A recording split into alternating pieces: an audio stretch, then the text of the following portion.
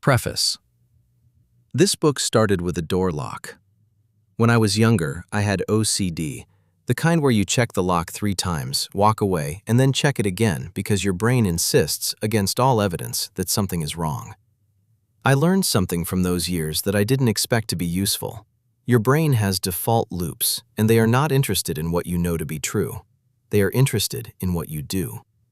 That insight eventually led me and my wife Ziyi to build Reframe, which became the world's largest alcohol reduction app, over 5 million users.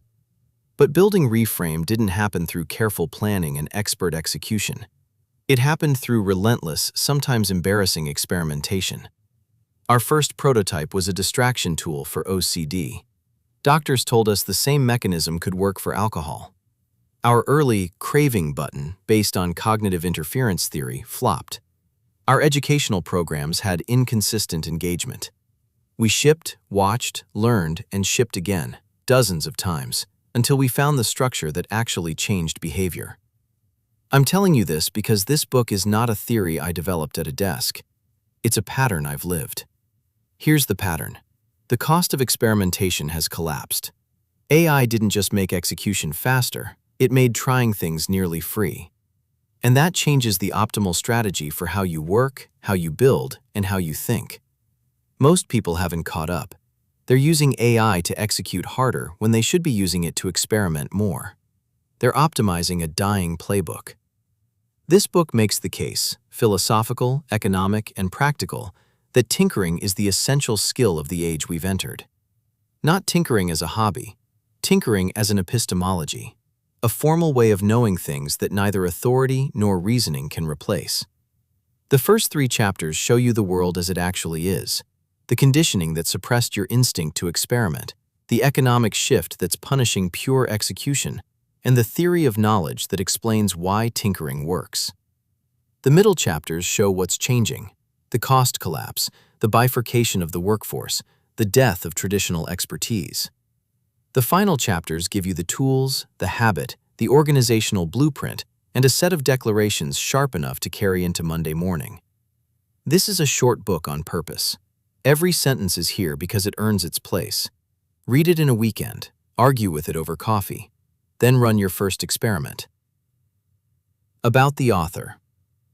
Vedant Pradeep is the CEO and co-founder of Reframe, the world's largest alcohol reduction app, which has helped more than 5 million people change their relationship with alcohol.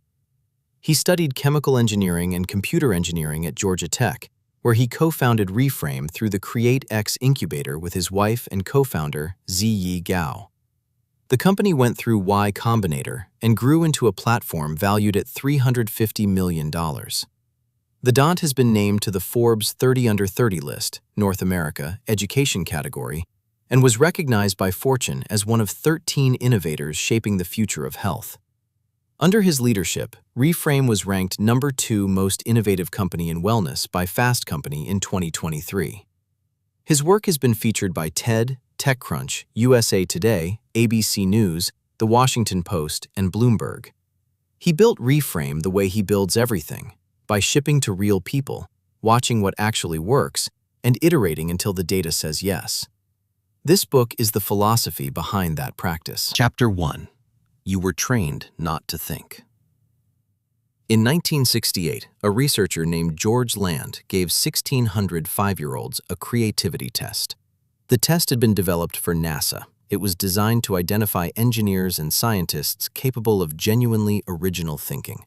98% of the 5-year-olds scored at the level NASA classified as creative genius. Land followed those same children. At age 10, 30% scored at the genius level. At 15, 12%. Then he gave the same test to 280,000 adults. 2%. Read those numbers again. 98% to 2%. That's not a decline. That's an extinction event. And it happened inside a system designed to make you smarter. You've told yourself a story about this. You're not the creative type. You're analytical, not experimental. You'd rather have a plan than wing it.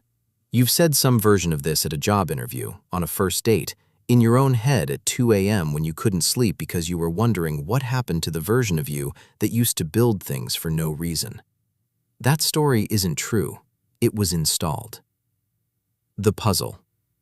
Every smart, capable adult I know has the same reluctance. Give them a defined problem and a clear process, and they're extraordinary. Give them an ambiguous situation with no playbook, and something seizes up. Not panic, something quieter. A reflexive preference for analysis over action, for more information before deciding, for someone else to go first. I've seen this in engineers and MBAs, in doctors and designers, in people who graduated at the top of their class from the best schools in the world. If hesitation in the face of ambiguity were a personality trait, you'd expect variation. Some people cautious, others reckless, most somewhere in the middle. Instead, you get a room full of accomplished adults, and almost every one of them will choose to plan rather than to try. That's not personality. Personality varies. This is a shared training history. What happened between age 5 and adulthood wasn't a loss of some mystical creative spark. It was conditioning. Systematic, multi-decade conditioning that replaced one set of instincts with another. The instinct to touch, try, and test was overwritten by the instinct to analyze, plan, and wait for instructions. You went in as a tinkerer. You came out as an executor. The system that did this wasn't broken. It was working exactly as designed. The machine.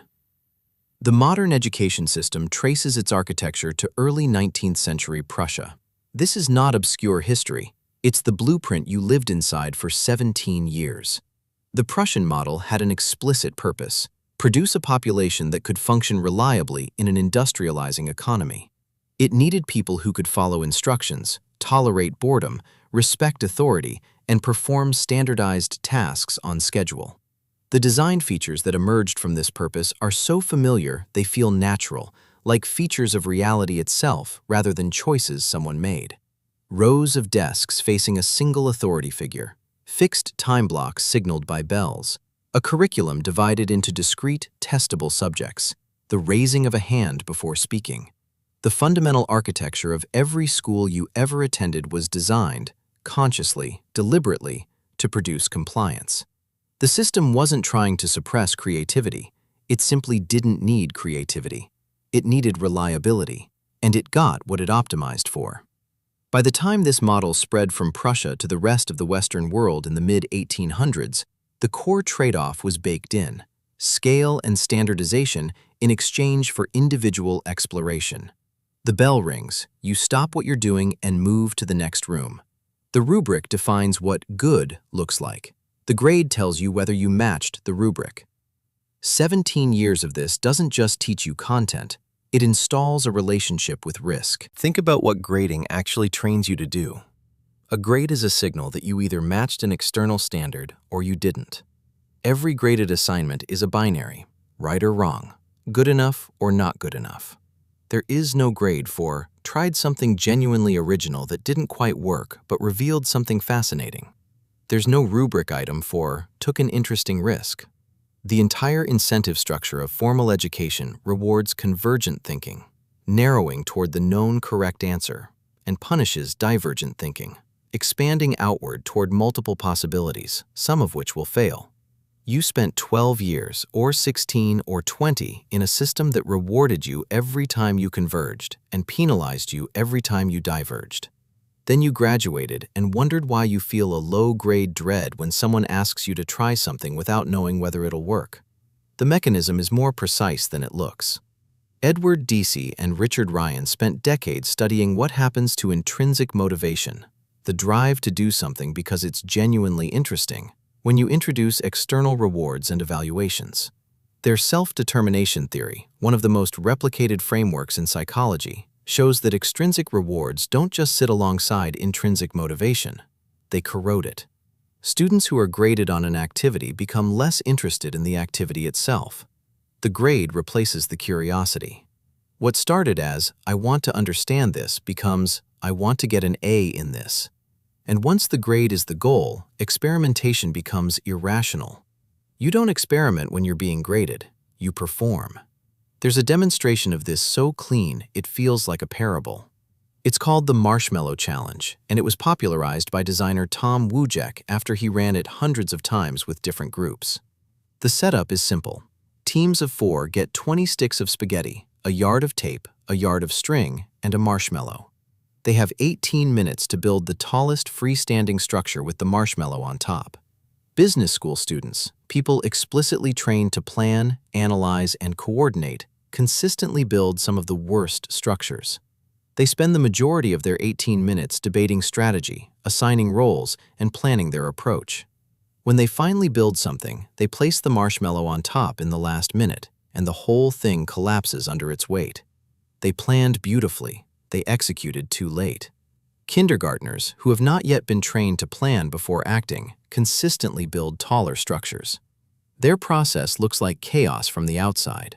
They start building immediately. They try something. It falls over. They try something else. They put the marshmallow on early and iterate around it. No planning phase, no strategy discussion, just direct contact with the materials, feedback, adjustment, contact again. The 5-year-olds aren't smarter. They haven't learned to be afraid of the marshmallow yet. They haven't internalized the idea that you should have a complete plan before you touch the materials. They still have the instinct that the adults have had trained out of them. Try it and see. Wojcik found one group of adults that consistently matched or beat the kindergartners, engineers and architects. Not because they didn't plan, but because they iterated. They built early, tested constantly, and treated failure as information rather than as a grade. Their training had, for once, reinforced the tinkering instinct instead of replacing it. You might be thinking, sure, but school taught me to think critically, to analyze, to solve problems systematically. Those are real skills. They are. I'm not arguing that education gave you nothing. I'm arguing that in the process of giving you those skills, it took something else. Something you barely notice is missing because it was removed so gradually that its absence feels like the natural state of things. 17 years of learning to follow rubrics. That wasn't just education, that was installation. The corporate extension. If school is where the conditioning begins, the modern workplace is where it gets reinforced until it becomes permanent. You graduate, you get a job, and you enter a system that takes the same instincts education installed. Defer to authority, match the standard, avoid visible failure, and builds an entire career around them. The corporation doesn't need to train your caution from scratch. School already did the heavy lifting. The corporation just needs to maintain it. The mechanisms are everywhere, so embedded in the texture of professional life that they're hard to see as mechanisms at all. Performance reviews reward predictability. Your manager evaluates you against objectives you set 6 months ago. The person who hits their objectives reliably gets the highest rating. The person who abandoned their objectives in month 3 because they discovered something more important, even if that discovery was genuinely valuable, gets a conversation about alignment and staying focused. The incentive couldn't be more explicit. Do what you said you would do. Don't surprise anyone. Surprise is risk, and risk is a career liability. Promotion criteria reward execution. Decode what any corporate ladder actually selects for. People who can take a plan and deliver it on time, on scope, on budget. The word used most often in promotion discussions is reliable. The skills that get you to senior director, stakeholder management, cross-functional coordination, risk mitigation, are the skills of a very sophisticated executor. Not a single one involves running an experiment whose outcome you can't predict. Planning cycles encode the assumption that the future is knowable. Annual planning, quarterly OKRs, 3-year roadmaps. The entire operating rhythm of most organizations assumes you can predict what will be valuable and then execute against that prediction. The possibility that you might need to discover what's valuable through contact with reality, through experiments that might fail, doesn't fit the planning template. There's no OKR format for, I don't know yet, let me try some things.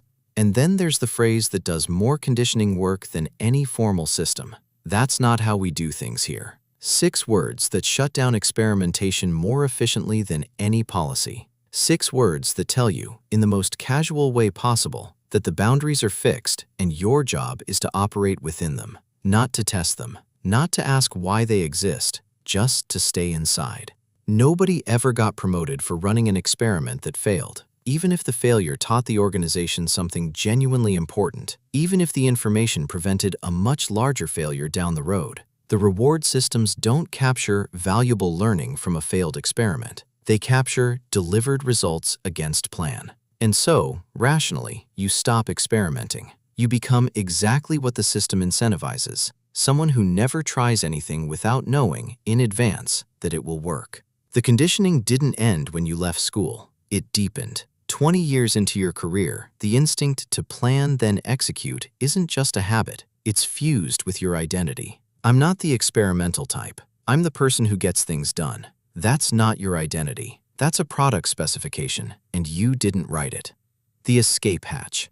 I know the conditioning from the inside because I nearly completed the program. I studied chemical engineering and computer engineering at Georgia Tech, a curriculum that was, in the best possible way, relentlessly convergent. Problem sets with right answers, lab protocols with correct procedures. The rigor was real, and I'm grateful for it. But the implicit lesson was unmistakable. The best path is the known path, executed precisely. Then I stumbled into something that cracked the conditioning open. Georgia Tech runs a program called CreateX, an incubator that gives students $20,000 in pre-seed funding and tells them to build something. The program doesn't give you a rubric. It doesn't tell you what the right answer is. It gives you a small amount of money, a deadline for a demo, and the freedom to fail in front of real people. My co-founder Ziyi and I started with a hypoglycemia detection tool. It died fast. Similar products already existed. So we pivoted to something I understood personally, OCD. I'd spent years dealing with compulsive behaviors, rechecking locks, intrusive loops my conscious mind didn't want, but my brain wouldn't stop running. I knew from experience that these episodes peaked and faded within about 20 minutes if you didn't act on them.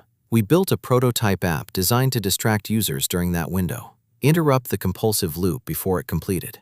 We showed it to doctors at Emory University and Johns Hopkins. They saw something we hadn't. The same loop interruption approach could work for alcohol cravings, which behave with eerily similar neurological timing. That pivot became Reframe. But here's the part that matters for this chapter. The first real version of Reframe was built on a theory I loved: cognitive interference. The idea that you could break a compulsive loop by flooding the brain with a competing cognitive task. I'd been fascinated by this idea since undergrad. It was elegant. It was neurologically plausible. We built a craving button that would trigger an interference task when a user felt an urge. Users didn't use it. The data was unambiguous. People downloaded the app, saw the craving button, and ignored it. The feature I was most proud of, the one built on the theory I found most beautiful, was irrelevant to the people it was supposed to help. That moment is the one I want you to sit with. Not the pivot that followed, not the eventual day-by-day program structure that worked, not the 5 million users who came later. The moment when I had a theory I loved, I built it, I tested it against reality, and reality won. Everything in my training had taught me that you think carefully, build a plan, and execute it. The possibility that your plan might be wrong wasn't really part of the model. Wrong meant you hadn't analyzed well enough. Go back and think harder. CreateX gave me something school never had. A structured environment where I could be wrong in front of real users and treat their behavior as data rather than as a grade. The craving button wasn't a failure in the way school defines failure. It was information, the most useful information we'd collected up to that point, because it told us to stop looking at our theory and start looking at what people actually did. That's the crack in the conditioning. Not a sudden epiphany, a slow, uncomfortable realization that the instinct to plan everything before you touch reality, the instinct that 17 years of school reinforced every single day, is not wisdom. It's fear. Well-dressed, institutionally sanctioned fear. The instinct to tinker, to touch the materials, to build before you're ready, to let reality overwrite your best idea, is natural. 5-year-olds have it. Kindergartners building spaghetti towers have it. You had it once. It was trained out of you, systematically, over decades, by institutions that weren't trying to harm you. They were trying to produce a reliable professional for an economy that rewarded reliable professionals. That economy is dying. The system worked. It produced millions of smart, capable people who are extraordinarily good at executing plans and deeply uncomfortable with ambiguity. People who can deliver a project but freeze when asked to design an experiment. People who know how to be right but have forgotten how to be usefully wrong. For most of the 20th century, this was fine. The economy rewarded execution. The career ladder was an execution optimization algorithm, and the conditioning you received, in school, in your first job, in every performance review, was perfectly calibrated for it. But the skills the machine spent decades installing in you, the ability to follow a plan, to produce predictable output, to execute with precision, are now the exact skills that a new kind of technology can do faster, cheaper, and at infinite scale. You were optimized for a game that's ending, and what replaces it will reward the opposite of everything you were taught. Illustrations. Conditioning marshmallow. Chapter 2. The execution economy is dying, and most people are doubling down on it. Every company you admire is telling you the same thing right now. AI makes you 10 times more productive.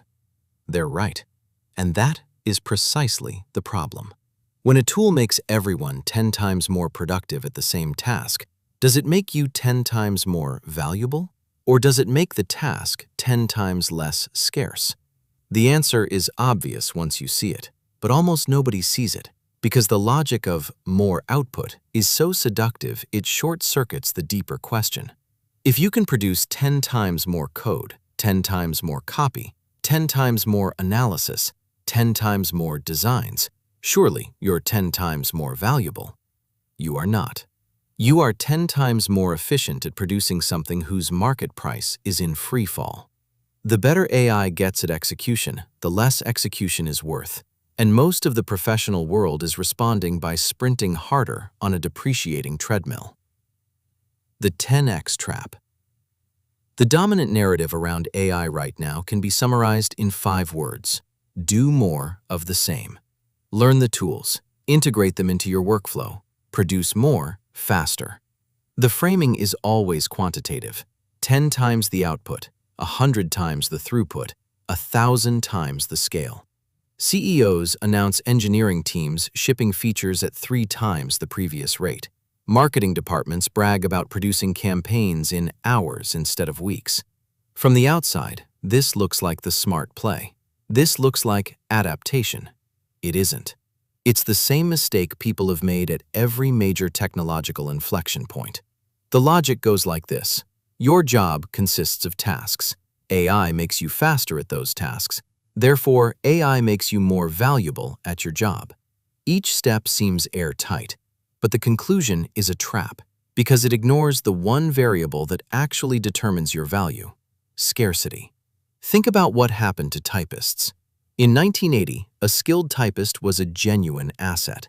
Typing was slow, error-prone, and required real training. Then word processors arrived, and suddenly anyone could produce clean, formatted text at reasonable speed. The best typists didn't become 10 times more valuable because they could type 10 times faster with a word processor. They became less valuable because the skill gap between a great typist and an average one collapsed. Word processors didn't reward typing skill, they commoditized it. Now replay that logic with AI and knowledge work. If AI can help anyone write decent code, produce passable marketing copy, generate solid financial analysis, build functional prototypes, then the gap between an excellent executor and an average one narrows dramatically. The floor rises, and when the floor rises, the ceiling doesn't rise with it. It compresses. This is the dynamic that the 10x more productive cheerleaders never address. Yes, you can produce more. So can everyone else. When 1,000 people all become 10 times more productive at the same category of output, what you get isn't 1,000 people who are 10 times more valuable. What you get is a market flooded with that output and a price collapse. This is basic economics dressed in new clothes. When the supply of something explodes, its price drops. The something that AI is flooding the market with is competent execution, and the people celebrating their 10 times productivity gains are celebrating the very force that's eroding the value of what they produce. We've already watched this play out in miniature. YouTube, podcasting tools, and social media platforms made it possible for anyone to produce and distribute media. The result wasn't that all content creators became rich. Content became abundant. Attention became scarce, and value shifted to curation, taste, and originality. The upstream qualities that determine which content gets made, not the downstream mechanics of producing it. AI is doing the same thing to every category of knowledge work, simultaneously, at a pace that makes the content revolution look glacial. The value shift. There's a distinction that management theorist Peter Drucker drew decades ago that has never been more relevant. The difference between doing things right and doing the right things. Doing things right is execution. It's the craft of producing high-quality output, clean code, polished prose, airtight analysis, beautiful design. For most of the 20th century, this was where the value lived. Execution was expensive. It required years of training, deep domain expertise, and concentrated effort. A company's competitive advantage often came down to whether it could execute better than its rivals. Hire the best engineers, train the best analysts, build the most disciplined processes. The entire architecture of professional work, performance reviews, career ladders, certification programs, was built around rewarding people who did things right. Doing the right things is something else entirely. It's the upstream question, not how to build the feature, but which feature to build. Not how to structure the analysis, but which question to analyze. Not how to write the marketing copy, but what message would actually move people. For decades, these two capabilities weren't in tension because execution was the binding constraint. You could have the most brilliant strategic insight in the world, but if you couldn't execute it, couldn't write the code, couldn't build the product, couldn't produce the analysis, the insight was worthless. The bottleneck was downstream, and value concentrated there the way water pools behind a dam. AI just blew up the dam. When execution becomes cheap, when any reasonably intelligent person can use AI to produce competent code, analysis, copy, or design, the bottleneck doesn't disappear. It moves, it shifts upstream to the question that precedes execution. What should we execute? This is the value shift, and it's happening faster than most people realize. The companies that are winning right now aren't the ones executing the fastest. They're the ones that figured out what to execute, which experiments to run, which features to build, which markets to enter, which assumptions to test. The execution itself is increasingly table stakes. Everyone can execute now. The scarce resource is knowing what's worth executing in the first place. The history of spreadsheets tells this story cleanly. Before VisiCalc launched in 1979, financial modeling was genuinely hard. It required skill, patience, and precision. Accountants who could build complex models by hand were highly paid. When spreadsheets arrived, a junior analyst with Lotus 1-2-3 could produce in an afternoon what a senior accountant had labored over for days. The skill gap didn't widen. It evaporated. But the spreadsheet didn't eliminate accountants. It restructured the profession. The accountants who thrived weren't the ones who could build bigger, faster spreadsheets. They were the ones who knew which models to build, who could look at a business situation and ask the question that, once modeled, would change the decision. The value moved upstream, from computation to judgment, from executing the model to designing it, from doing things right to doing the right things. The pattern is always the same. Ford's assembly line commoditized the master craftsman's hand skill overnight. Any worker, properly positioned on the line, could match the quality that had taken decades to develop. But manufacturing didn't become valueless. The value migrated upstream to industrial design, production engineering, systems thinking. The people who thrived weren't the ones who could work the line fastest. They were the ones who could see what to make. CAD software did the same to drafting. Value moved from drawing skill to engineering judgment about what to design. Digital publishing commoditized text production. The scarce resource became having something worth saying. Every time, the people who doubled down on execution speed got left behind. Every time, the winners recognized the shift and moved upstream. AI is doing this to knowledge work writ large, not to one function, not to one industry, but to the entire category of professional execution. And this time, the shift is happening to all knowledge work categories simultaneously. There's nowhere to hide within the execution economy. The only move is upstream. Most people are responding by doing more execution, the doubling down. Here's what makes this trap so insidious. Doubling down on execution isn't stupid. It's the rational response, if your premise is right. If execution skill is the source of your value, and why wouldn't you believe that, since it's what you were trained and rewarded for your entire career, then AI is just a better power tool for your existing skill set. The conditioning from Chapter 1 installed the premise so deep you don't notice it's there. What you produce is what you're worth. The problem isn't the reasoning, the problem is the premise. Watch how this plays out. A product team adopts AI coding assistants and proudly reports shipping features 3 times faster. Nobody asks whether those features are the right features, whether anyone tested the assumptions behind them.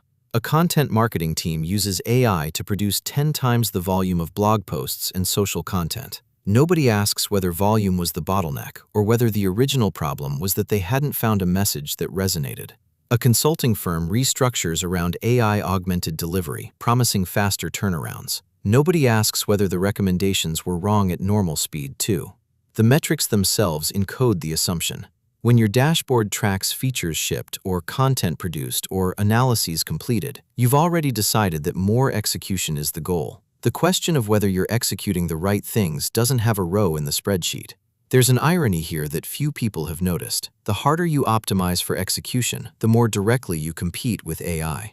Every hour you spend getting better at producing output, writing code faster, generating reports more efficiently, creating designs more prolifically, you are moving closer to AI's core competency, not further from it. You're racing toward the center of the target AI is painting on your profession. A horse breeder in 1910 who responded to the Model T by breeding faster horses wasn't being lazy or Luddite. He was being industrious and strategic within the wrong paradigm. The paradigm shift made his diligence useless. This is the cruelest feature of technological inflection points. The people who work the hardest within the dying paradigm are often the last to leave it. Their identity is bound up in execution skill.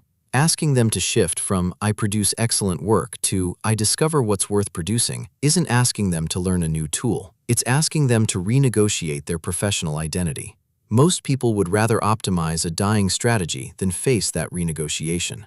I saw this at Reframe. Early on, we were an execution-optimized team. We could ship features fast, clean processes, tight sprints, regular releases. We were doing things right in every conventional sense, but the features we were shipping weren't moving the numbers that mattered: user engagement, behavior change, retention. We were executing brilliantly on the wrong things. The breakthrough came when we stopped asking, "How can we ship faster?" and started asking, "Which assumptions about our users are wrong?" That single question turned out to be worth more than any amount of execution speed, because the answer changed what we built, not just how fast we built it. The inversion. If execution is losing its value and discovery is gaining, then the right response to AI isn't "produce 10 times more output," it's "test 10 times more hypotheses." This is a fundamental inversion. The old model measured throughput, how much did you produce? The new model measures learning velocity, how fast did you figure out what's worth producing? The difference isn't semantic. In the throughput model, a day where you produced nothing feels wasted. In the learning velocity model, a day where you killed 3 bad ideas and found 1 promising one was enormously productive, even if you shipped nothing.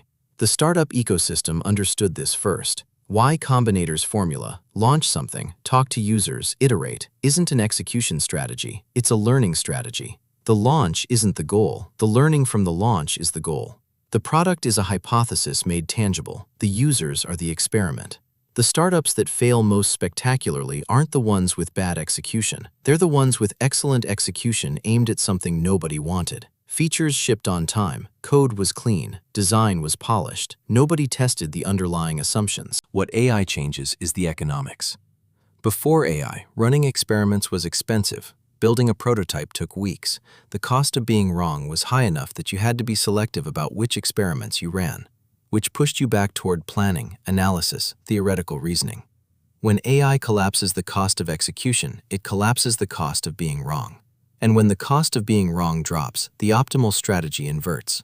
You no longer need to think so carefully before you act. You can act, observe, and learn faster and more cheaply than you can theorize. The metric that matters becomes experiments per unit of time, not features shipped, not content produced. How many hypotheses did you test? How many assumptions did you validate or kill? How much did you learn? At Reframe, we started measuring this. The weeks where we ran the most experiments, even when many failed, correlated with our biggest leaps in product performance. The weeks where we shipped the most features didn't correlate with anything meaningful. Execution volume was noise. Learning velocity was signal. The implications cut deeper than most productivity advice reaches.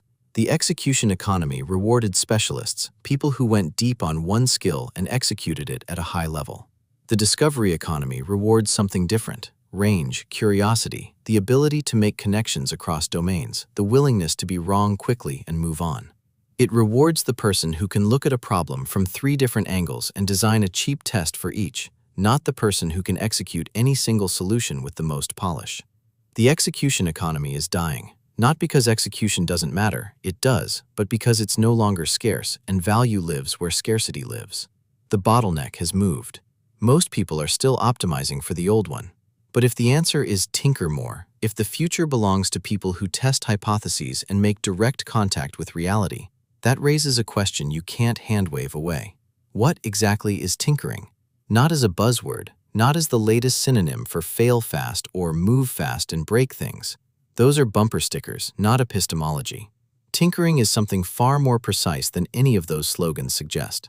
It's one of 3 fundamental ways human beings acquire knowledge, and it's the only one that makes direct contact with reality, the only one that can't be simulated, outsourced, or replaced by a sufficiently powerful model. Illustrations. Tinkering words is 2 winds of reflective description entrusted within chubing. It stells reflected to the related. The bottle as a critical jungses. The critical jungses isn't the bowdy people for tinkering. The critical math was chilling by emographic that moving for the different beards of the state with the jungus didn't was lungs. It like themselves with no critical emographic was open loan for certain math with critical resources. It will be building to the performances greater than make spect, but it's simply disciplined. It only one become not allow by the jungses. Forgiving a jungses one with no resources to change. It only one becomes a single value to move to more people. It left themselves with jungus that usually become an English tour resources. The resources generally to create one from getting a jungses with tinkering. It will be built with simpler with moving long. And this was the resources that the government screen light in later than work. The enter that means be identify with different single and find out at the same time. The execution economy was where within main changes with women's systems today, which was very different with sense of it leasted. The Englished words with critical performance to move to mar which to think about it with not feel. It wasn't about. It let them make scares that the tinkering are not getting a move. The bottle as make simplicive today. It can't simply deliver it determine self. It wasn't about.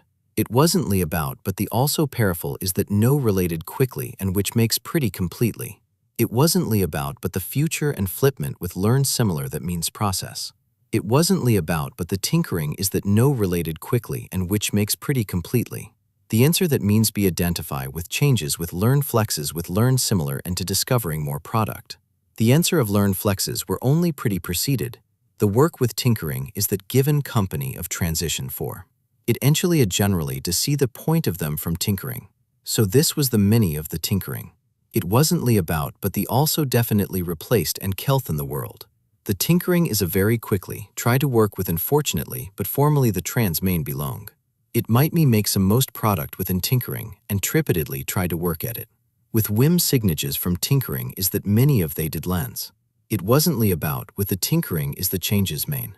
The jungus did is not usually performant, which makes mean tinkering is pretty completely. With resources not tried about another feature in which makes the tinkering. It also have tinker is that different beards from flixing for experiments. It wasn't about with the different beards with whim signatures from tinkering. The bottle is where the considered and simply different means. The maintainer build was simply disgusted from the critical emcraftic transitions to try the test. The big different feature is tripitedly with more.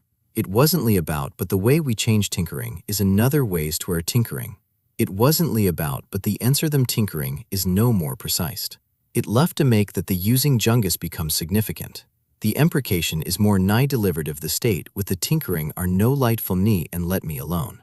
So what would it be there? The primary is formally most places where their feature and make them. The maintainer build was firstly focus with learn flexes were tinkering. So would have been finally, the different beards were continuous services to draft. The different beards were moved to the contact within tinkering and let me alone. It realizedly about but the very quickly as the primary is not delivered of the state with whim signatures from tinkering. With resources discusses from tinkering and as well. The different beards were pretty subscribed within emographic transitions, which may become formally respect and connected in the world. The Jungist is will surprised any pretty mention of Jungus. Forgiving this was the learn flexes that the significant with learn. Hear more but the different beards was pretty great with a no perfect of inches and forgiving them. The different beards were pretty great on the product is once to people with learn flexes. It wasn't about with the different beards were moved to the contact within tinkering and let me alone. The enter that main tinkering is nowhere with critical to our life. When we move to the universe is common with more than one screen back in city and letting work. With any transition from tinkering is love delivered of the state. The work was where with pretty quickly and whether than we love. The different beards was pretty critical and twits bared. It wasn't about with the different beards were pretty preceded in the description of one. The different beards was pretty great with a new perfect of inches and related in the same. It wasn't about but the very quickly with any critical jungas with learn. The enter that main tinkering is nowhere with pretty completely and wetter than we continue.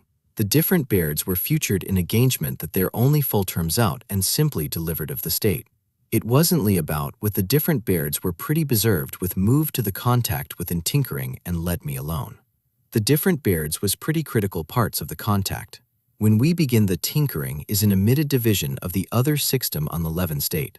It wasn't about with the different beards were pretty preceded in the description of one. So what become in tinkering is exactly with the state was directed from tinkering. Let's see the tinkering.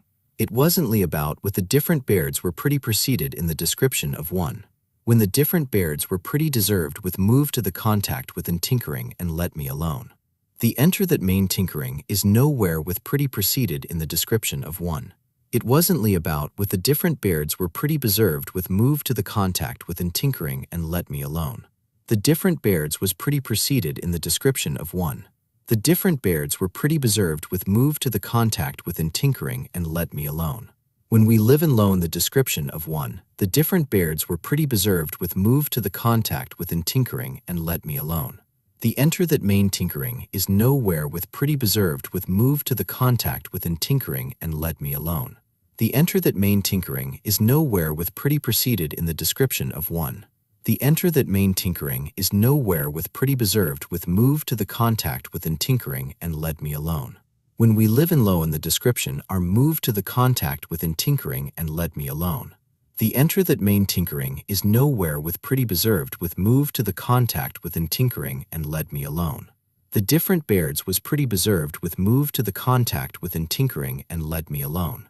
It wasn't about with the different beards were pretty preserved with move to the contact within tinkering and let me alone.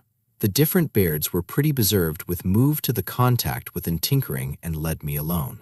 The enter that main tinkering is nowhere with pretty preserved with move to the contact within tinkering and let me alone. The enter that main tinkering is nowhere with pretty Chapter 3. What tinkering actually is. A theory of knowledge. First principles thinking has become the most admired phrase in Silicon Valley. It appears in founder interviews, investor memos, and the kind of Twitter threads that get bookmarked by people who believe intelligence is the ultimate competitive advantage. The idea is seductive. Strip away assumptions, reason from fundamental truths, and you can figure out anything. Elon Musk credits it for SpaceX. Investors screen for it. Business schools are scrambling to teach it. There is just one problem. First principles thinking, by itself, cannot tell you what is true. It can tell you what should be true, given your premises. It can tell you what must follow if your model of the world is correct. But it cannot tell you whether your model of the world is correct. For that, you need something else entirely. Something that most people who worship at the altar of first principles reasoning actively look down on. You need to tinker. Not tinker as in mess around. Not tinker as in fail fast and break things. Tinkering is something far more precise and far more powerful than the word usually implies. It is one of exactly 3 ways that human beings can know anything at all. And it is the only one of those 3 that makes direct contact with reality. That claim sounds grandiose for a word most people associate with garages and weekend projects. But the word has been badly underestimated. And once you see what it actually names, you won't be able to look at knowledge the same way again. 3 ways of knowing. Here is a question that sounds philosophical but is ruthlessly practical. How do you know the things you know? Not what you know, how you know it, the source, the mechanism by which information entered your head and became something you'd stake a decision on. There are only three answers. The first is authority. Someone credible told you, a teacher, a textbook, a mentor, a culture, an expert, an algorithm.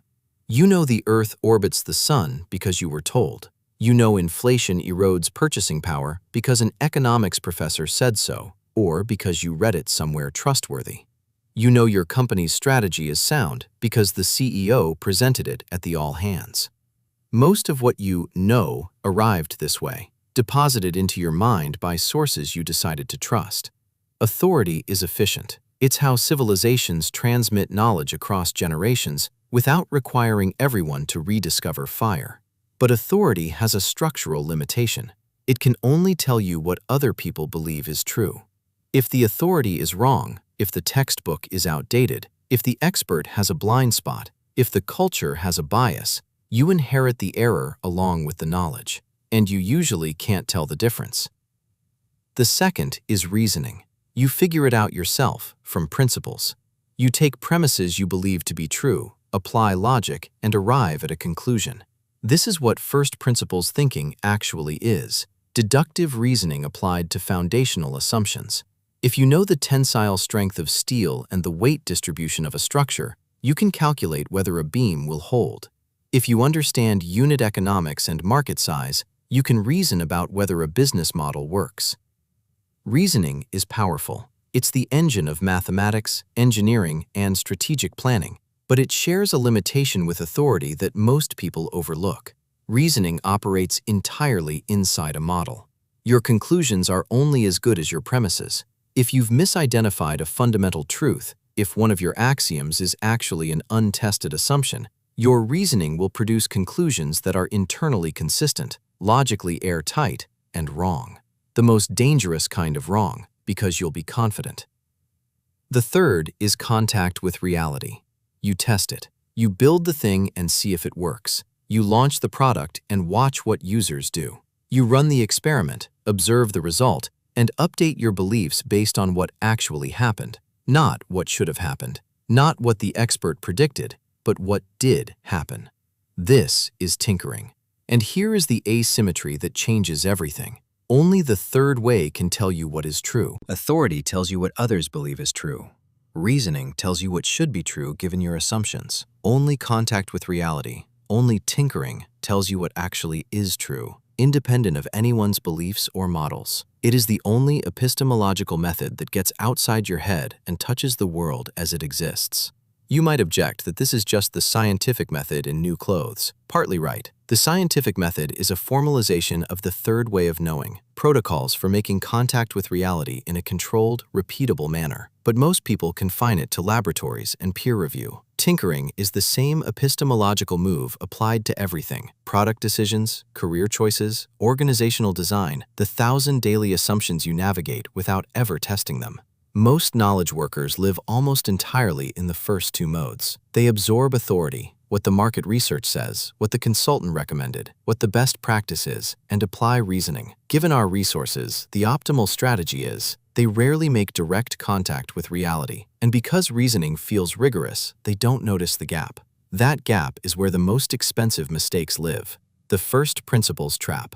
On December 8, 1903, Samuel Pierpont Langley stood on a houseboat in the Potomac River and watched his aerodrome, the culmination of years of government-funded research into heavier-than-air flight, launch from a catapult and immediately nosedive into the water. It was his second public failure in 2 months. Langley was not a crank. He was the secretary of the Smithsonian Institution, the most prestigious scientific administrator in America. He had a $50,000 grant from the War Department, an enormous sum in 1903, and access to the finest engineering minds and materials available. He had published extensively on aerodynamics. He reasoned from the physics of lift, drag, and thrust with the best theoretical framework any scientist of his era possessed. 9 days later, on a windy beach in Kitty Hawk, North Carolina, 2 bicycle mechanics from Dayton, Ohio, flew an airplane. The standard telling of this story is about underdogs and elitism. That framing is satisfying and mostly wrong. The real lesson is epistemological. Langley relied primarily on the first two ways of knowing. He was the authority in his field, and he drew on every available authority in physics and engineering. He reasoned from those authorities to design an aircraft. His aerodrome was theoretically sound. His calculations were rigorous. His conclusions followed logically from his premises. Orville and Wilbur Wright relied on the third. The Wrights were not anti-intellectual. They read everything Langley and Otto Lilienthal and Octave Chanute published. They absorbed the available authority. They reasoned about lift and drag. But they did something Langley didn't. They built a wind tunnel in the back of their bicycle shop, a crude device made from a starch box, a fan, and a hacksaw blade, and they tested. They tested over 200 wing shapes in that wind tunnel. They discovered that the standard aerodynamic tables published by Lilienthal and Smeaton, which Langley and every other aviation researcher relied on, were wrong. The accepted authority, the coefficient of air pressure that everyone used in their calculations, was off by a significant margin. This is the first principles trap in its purest form. Langley reasoned from first principles, but his first principles were wrong. Not because he was careless, not because he was stupid, because the accepted data had errors that could only be revealed through direct testing. Langley's reasoning was more sophisticated than the Wrights. His institutional support was incomparably greater. But the Wrights had more frequent contact with reality, and that contact corrected errors that no amount of reasoning could have caught. The Wrights tested over 1,000 glider flights at Kitty Hawk before they ever attempted powered flight. Each flight was a question posed to reality. Does this wing shape generate enough lift at this angle? Does this control mechanism work in crosswinds? What happens when we shift the center of gravity forward? They were not messing around. They were systematically interrogating the physical world, and they updated their designs based on what the world told them. Langley's aerodrome was designed on paper and built full scale. He skipped the iterative testing that would have revealed the flaws in his design. He trusted his reasoning. His reasoning was elegant, and when it met reality, it fell into the Potomac. The point is not that theory is useless. The Wrights used theory. They just never let theory outrun testing. Reasoning without contact with reality is speculation, no matter how rigorous it appears. A perfectly tuned compass is useless if you never walk the ground. The compass can't tell you where the mud is, can't tell you the bridge marked on your chart washed out last spring. For that, you have to walk. First principles thinking is the compass. Tinkering is the walking. And the culture that currently idolizes the compass has almost completely forgotten how to walk. The pharmaceutical proof. If the Wright brothers' story feels like a historical curiosity, impressive, but irrelevant to a world with computational fluid dynamics and modern engineering, consider an industry where the stakes are measured in billions of dollars and decades of effort, where the smartest scientists on the planet have every incentive to reason their way to the answer, and where they still can't do it. The pharmaceutical industry was supposed to be the crowning achievement of first principles reasoning applied to biology. The dream was called rational drug design. Beginning in the 1980s, pharmaceutical scientists envisioned a revolution. Understand the three-dimensional structure of a disease-causing protein, model how candidate molecules dock into its binding pocket, and design the perfect drug on a computer. No more blind searching, no more trial and error. You would reason from the structure of the target to the structure of the cure, the way an architect designs a building from blueprints. Billions of dollars poured into this approach. It produced real successes. The HIV protease inhibitors of the 1990s are a genuine triumph. But as a general strategy, it has fallen catastrophically short. Despite decades of advances in structural biology and computational chemistry, roughly 90% of drugs that enter clinical trials still fail. The probability of a drug reaching patients from phase 1 has hovered around 10% for 30 years. Billions in rational design investments have not meaningfully moved that number. Why? Because a living human body is not a crystal structure. A drug molecule gets metabolized by the liver, crosses, or fails to cross, the blood-brain barrier, interacts with proteins nobody modeled, triggers immune responses nobody predicted.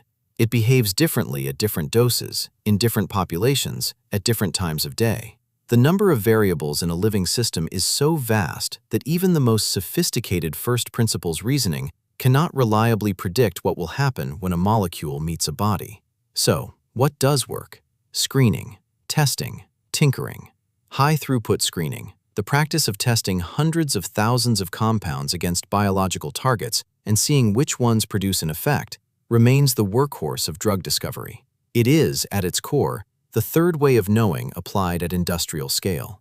You don't reason your way to the answer, you test your way to it. The most famous drug discovery in history illustrates why. In 1928, Alexander Fleming returned from vacation to find a petri dish of Staphylococcus contaminated by mold. Rather than discarding the dish, he noticed that the bacteria around the mold had died. He investigated. The mold was Penicillium notatum, and the substance it produced would become penicillin, a drug that has saved more lives than any other in history. Penicillin was not designed. It was not deduced from first principles. It was the result of contact with reality, an observation, noticed by a prepared mind, in a messy lab where things didn't go as planned. Fleming had the knowledge to recognize what he was seeing and the reasoning to pursue it. But the discovery itself, the moment that changed medicine, was a moment of tinkering. The pharmaceutical industry learned this at a cost of hundreds of billions of dollars. Rational drug design is a powerful tool, but the most sophisticated model of molecular interaction is still a model. Models capture what you already understand. They are blind to what you don't. Here is the question this raises, and it's not a comfortable one. If first principles reasoning cannot reliably predict what a single molecule will do inside a human body, one of the most intensively studied scientific domains in history, how much confidence should you have that reasoning alone can tell you whether your product strategy will work, whether your organizational restructuring will produce the results you've modeled, whether your career plan will survive contact with the actual market? The pharmaceutical industry was forced, by the sheer complexity of biology, to accept that contact with reality is irreplaceable. Most knowledge workers haven't been forced yet. They're still designing aerodromes on paper. Tinkering reclaimed. So what is tinkering precisely? It is not messing around. Messing around implies no intention, no structure, no learning. A child knocking things off a table is messing around. A child systematically testing which objects float is tinkering. It is not fail fast. Silicon Valley's favorite mantra gets the speed right, but the framing wrong. Fail fast implies that failure is the point, an unpleasant price you pay for occasional success. Tinkering doesn't seek failure. It seeks information. Sometimes the information comes in the form of something not working. But a tinkerer who runs an experiment and gets a negative result hasn't failed. They've learned something that reasoning and authority couldn't have told them. It is not moving without thinking. This is the straw man that defenders of traditional planning always raise. So you're saying we should just do random stuff and see what happens? No, the Wright brothers didn't randomly cut wing shapes. They hypothesized, designed tests, observed results, and updated their designs. Tinkering without reasoning is as incomplete as reasoning without tinkering. Here is what tinkering actually is: the deliberate practice of making contact with reality, designing situations where the world can tell you something that your reasoning and your authorities cannot. Every word in that definition earns its place. Deliberate, intentional, not accidental. You choose to test rather than assume. Practice, something you do regularly, not something that happens to you occasionally. Contact with reality, the essential feature. You put your beliefs in a position where the world can confirm or contradict them. Where the world can tell you something, you design for learning, not just for output. The question isn't, did it work, but what did I learn? That your reasoning and authorities cannot. This is the key. You tinker in the domain where you've reached the limit of what thinking and asking can tell you. You don't tinker to answer questions that Google can answer. You tinker to answer questions that nobody can answer without testing. This makes tinkering the most epistemologically rigorous practice available to you. Not the least rigorous, the most. Because it is the only practice that submits your beliefs to a test they can fail. Authority asks you to trust. Reasoning asks you to follow the logic. Tinkering asks reality to judge. And reality, unlike authorities and logic chains, cannot be fooled by elegant arguments or confident assertions. The word tinkering has been diminished over centuries, from its origins describing metalworkers who repaired tools by working directly with the material, adjusting in real time based on what the metal did under their hands, to a word that now implies casual dabbling. Telling someone they're just tinkering is a way of saying their work doesn't count. This book reclaims the word. Tinkering is what the Wright brothers did in their wind tunnel. It's what Fleming did when he paused to investigate a contaminated petri dish. And it's what happened at Reframe when we built a craving interruption feature based on a theory I'd loved since college. Cognitive interference could disrupt compulsive loops, shipped it to real users, and watched nobody use it. The theory was elegant. The neuroscience was sound. The product failed. And the willingness to let that failure update our beliefs, to hear reality say no and actually listen, was the beginning of everything that eventually worked. Tinkering is the scientific method applied to everything, not just laboratories and clinical trials, but product decisions, career choices, business strategies, and the 1,000 assumptions that structure your daily work without ever being examined. It is the practice of choosing contact with reality over the comfort of untested beliefs. And once you define tinkering this way, as an epistemology, a way of knowing, two things become immediately clear. The first is that you do it far less than you think. Take an honest inventory. How many of the beliefs driving your most important decisions have you actually tested? Not reasoned about, not received from authorities you trust, actually tested in a way that would have revealed if they were wrong. For most people, the answer is close to zero. We live our professional lives in a comfortable fog of authority and reasoning, rarely touching the ground. The second is that tinkering is not the opposite of rigorous thinking. It is its completion. Authority gives you the map. Reasoning gives you the compass. Tinkering is walking the territory. And only the territory can tell you where the map is wrong, where the compass deceives, and where the ground has shifted since anyone last checked. You need all three. Nobody is suggesting you ignore experts or abandon logic, but the hierarchy matters. Authority and reasoning are inputs. Contact with reality is the judge. When your theory says one thing and reality says another, reality wins, every time. The entire history of science is the story of beautiful theories crumbling when they finally meet a well-designed test. The irreplaceable way. So here you are. You spent decades absorbing authority, in school, in your career, in the books you've read, and the mentors you've trusted. You've developed your reasoning, building mental models, analyzing situations, thinking strategically. These are real skills. They have real value. This book is not asking you to discard them, but it is asking you to notice what's missing.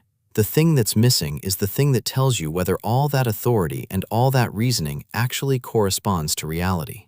The thing that catches the errors your models can't see. The thing that separates the Wright brothers from Langley, high-throughput screening from elegant molecular design, every product that works from every product that should have worked. Contact with reality. The third way of knowing, tinkering. Here is where the argument turns from philosophy to economics. If tinkering is the irreplaceable way of knowing, if it's the only method that tells you what is true rather than what should be, then the cost of tinkering determines something profound about how you should work, what you should prioritize, and how you should build your career. When experiments are expensive, it makes sense to invest heavily in authority and reasoning before you test. Gather all the data. Build the most complete model. Try to get it right on paper because testing is costly. But what happens when the cost of making contact with reality collapses by an order of magnitude, or two? The optimal strategy inverts, and it just did. Illustrations. Langley_vs Wrights, Compass_vs Territory, Drug_discovery funnel, Tinkering_. Chapter 4. The cost of experimentation just collapsed, and nobody has internalized what that means. In 2019, a product team I know spent 3 months and roughly $120,000 to test whether a new onboarding flow would improve retention. They wrote a specification. They debated the specification. They revised the specification. They built the feature, QA'd it, staged it, ran a 4-week A/B test, and analyzed the results. The answer was no. The new flow didn't help. 3 months of calendar time, 6 people's effort, and a mid-6-figure opportunity cost to learn a single fact about their users. In 2025, a solo founder I advised tested the same kind of question. Would a different onboarding sequence change retention? In an afternoon. She used AI to generate 3 prototype flows, deployed them as functional mock-ups, ran them past 50 users recruited through a quick social post, and had her answer by dinner. Total cost, About $40 in API fees and a few hours of her time. The answer was also no. But she learned it before lunch the next day, not the next quarter. The first team wasn't doing anything wrong. They were following the playbook that had been rational for decades. Plan carefully, resource the project, execute deliberately, measure rigorously. The second founder wasn't doing anything reckless. She was responding to a new reality. The cost of running that experiment had dropped by roughly 3 orders of magnitude. That cost collapse is the most important economic fact of the AI era, and almost nobody has updated their behavior to reflect it. The tax on curiosity. Here is a claim that sounds obvious but has profound implications. Throughout human history, the rate of progress has been governed by a single variable: the cost of running experiments. Not the cost of having ideas. Ideas have always been cheap. Not the cost of reasoning about the world. People have been theorizing since Aristotle. The binding constraint has been the cost of testing, of translating a hypothesis into contact with reality and learning whether you were right or wrong. When that cost is high, the rational response is to plan extensively before acting. You reason from first principles. You consult authorities. You deliberate, analyze, and debate. You do everything in your power to increase the probability that your expensive experiment will succeed, because you can only afford a few of them. This isn't timidity, it's economic rationality. If every experiment costs a fortune, you'd be foolish not to think very carefully before running one. Planning, in other words, is a substitute for experimentation. You plan more when testing is expensive, the same way you carry a cane when your leg is broken. The cane isn't a virtue, it's a compensation for a limitation. This substitution has shaped virtually every institution humans have built. The scientific peer review process exists because running experiments was expensive and you needed gatekeepers to ensure only the best hypotheses consumed scarce lab resources. Corporate stage-gate processes exist because product development was expensive and you needed checkpoints to kill bad ideas before they burned too much capital. Business plans exist because launching a company was expensive and you needed to convince investors you'd thought it through before they handed over real money. Every one of these structures is a rational response to high experimentation costs, and every one of them carries a hidden tax. They slow down learning. Each gate, each review, each approval cycle is a delay between having a question and getting an answer. When experiments are expensive, you accept that tax willingly because the alternative, running bad experiments, is worse. But the tax is real. It means that across most of human history, the speed at which we could learn about the world was throttled not by the speed of thought, but by the cost of testing thought against reality. The story of progress is, in large part, the story of that tax falling. And when it falls dramatically, when the cost doesn't just decline but collapses, the world doesn't just improve, it rearranges. Every time the cost drops, the world rearranges. This pattern has repeated so many times that you'd think we'd recognize it by now. We never do. Each time, the people living through the shift insist that their situation is different, that the old way still works, that the new cost structure is a fad or a shortcut or a threat to quality. And each time, the people who update first win so decisively that within a generation, no one can remember why anyone resisted. The printing press. Before Gutenberg, distributing an idea required hand-copying manuscripts, so expensive that only ideas pre-approved by institutional authorities could circulate at all. The printing press collapsed distribution costs by roughly 2 orders of magnitude. Martin Luther didn't succeed because his theological arguments were better than those of Jan Hus or John Wycliffe, earlier reformers who'd raised the same objections. Luther succeeded because by 1517, the cost structure had changed. His 95 theses spread across Germany in 2 weeks and across Europe in 2 months. Hus and Wycliffe had the ideas. Luther had the cost structure. The Reformation was, at its core, an experimentation cost story.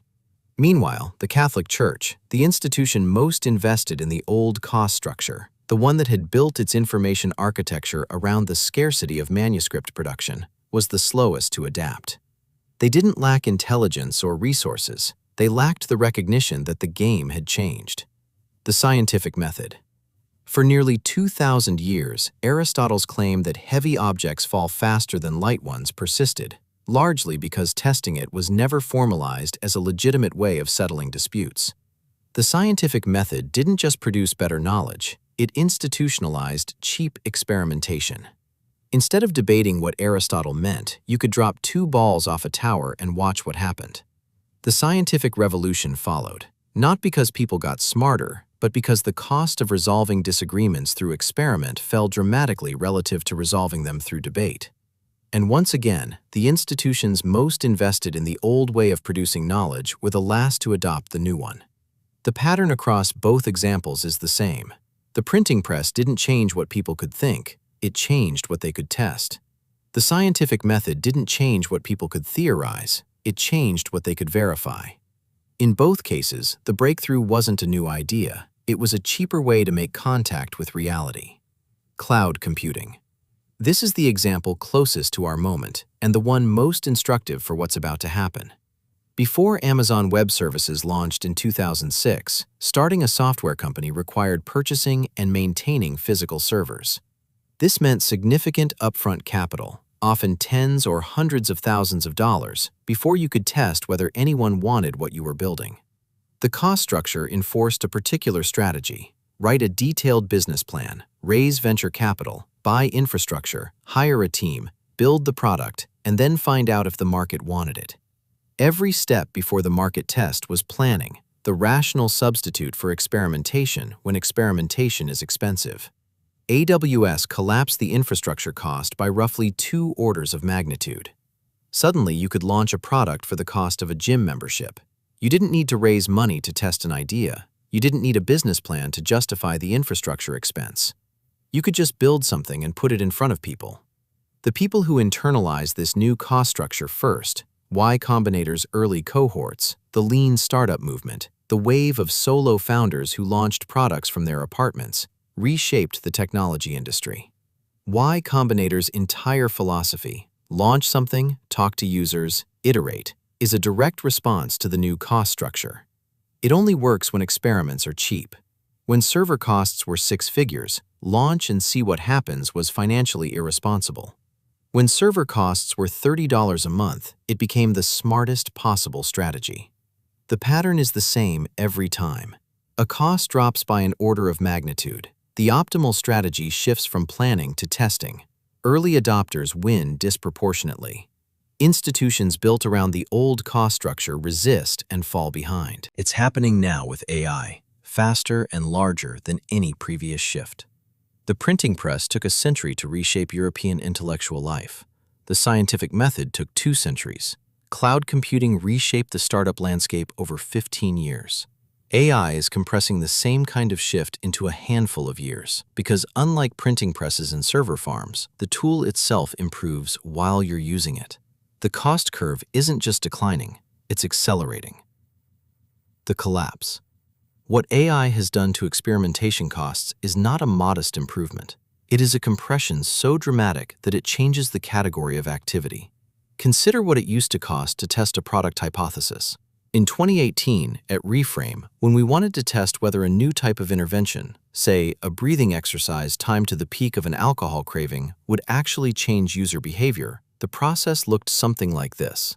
A product manager would write a specification. An engineer would build the feature over 1 to 2 sprints. QA would test it. We'd deploy it to a subset of users, run it for several weeks to achieve statistical significance, analyze the results, and make a decision. Minimum viable timeline: 6 weeks. Realistic timeline: 2 to 3 months. And that was for a single hypothesis about a single feature. Today, a product manager on our team can use AI to generate a functional prototype, create realistic mock-ups, draft the copy, simulate user responses against our known behavioral patterns, and have a preliminary read on whether the concept has legs before the stand-up meeting the next morning. The formal A/B test still happens, but it now runs on concepts that have already survived a round of cheap, fast testing. The experiment that used to be the first filter is now the second filter. a cheaper experiment comes first. This isn't unique to product development. The cost collapse is happening everywhere knowledge workers operate. An engineer who once needed sprint planning and a week of development time to test a technical hypothesis can now prototype in hours. A strategist who once needed consultants and expensive pilots to test market assumptions can pressure test them in a conversation, modeling competitive responses, stress testing second-order effects, surfacing hidden assumptions. A writer who once spent days crafting a single argument to test whether it resonated can now generate multiple framings and identify the strongest version before lunch. A designer who once needed weeks of skilled labor for visual prototypes can visualize, iterate, and user test a concept in an afternoon. Zoom out and the pattern is clear. AI didn't just automate tasks, it collapsed the cost of the learning loop. The loop from "I wonder if" to "now I know" used to take weeks or months. Now it can take hours. And the learning loop is where all value creation actually happens. Products get better through learning loops. Strategies get sharper through learning loops. Careers advance through learning loops.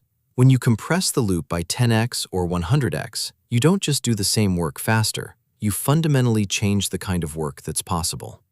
The numbers don't need to be precise. The order of magnitude is the point. We're not talking about a 2x improvement in efficiency, the kind of thing that makes existing processes faster. We're talking about a 10x to 100x reduction in the cost of running an experiment. And when costs change by that magnitude, the optimal strategy doesn't adjust, it inverts.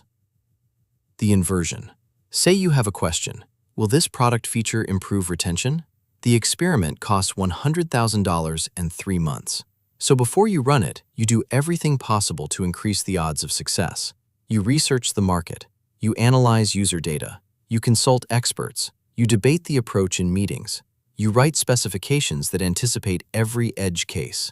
All of this planning is valuable because it increases the expected value of your expensive experiment. In this world, the rational allocation is roughly 80% planning, 20% testing. You think, then you do. Now change one variable. The experiment costs $40 and an afternoon. Suddenly, all that planning looks different. The 3 weeks you spent debating the specification, you could have run 15 experiments. The expert consultation? The expert is reasoning from the same incomplete information you are, and you could have data by the time the meeting is scheduled. When experiments are cheap, the allocation inverts. 20% planning, 80% testing. You do, then you think. You run the experiment, see what happens, and then invest in understanding why. This isn't recklessness, it's the opposite. It's a more rigorous relationship with reality. When you plan extensively before a cheap experiment, you're not being careful. You're wasting the most valuable resource you have, the speed at which you can learn. You're carrying the cane after your leg has healed. And there's a deeper point here. Planning feels productive, it feels responsible. But planning is, at bottom, a form of guessing. Educated guessing, informed guessing, but guessing nonetheless. An experiment isn't a guess. It's a question posed to reality. In a world where asking reality is nearly free, spending weeks refining your guess is not diligence. It's avoidance. Most people and organizations are still operating at the old ratio. They're not wrong because they value planning. They're wrong because they're calibrated to a cost structure that no longer exists, planning as if experiments still cost $100,000 when they now cost $40. Every hour spent debating a hypothesis that could be tested by tomorrow morning is an hour of learning left on the table. The metric that matters, the one we introduced in Chapter 2, snaps into focus here: experiments per unit of time. When the cost of each experiment drops by 2 orders of magnitude, the number you can run explodes. The teams running the most experiments learn the fastest. The teams learning the fastest make the best decisions. The teams making the best decisions win, not because they're smarter, but because they've updated their strategy to match the new cost structure, the same way Luther updated his distribution strategy and early YC founders updated their product strategy when costs collapsed around them. A phase change, not a faster process. There's a concept in physics that captures what's happening here more precisely than any business metaphor. A phase change occurs when a quantitative change becomes so large that it produces a qualitative shift. You heat water from 90 degrees Celsius to 99 degrees Celsius, and nothing remarkable happens. It's just slightly hotter water. You heat it one more degree and everything changes. The molecules reorganize, the substance transforms. It doesn't become better water, it becomes steam.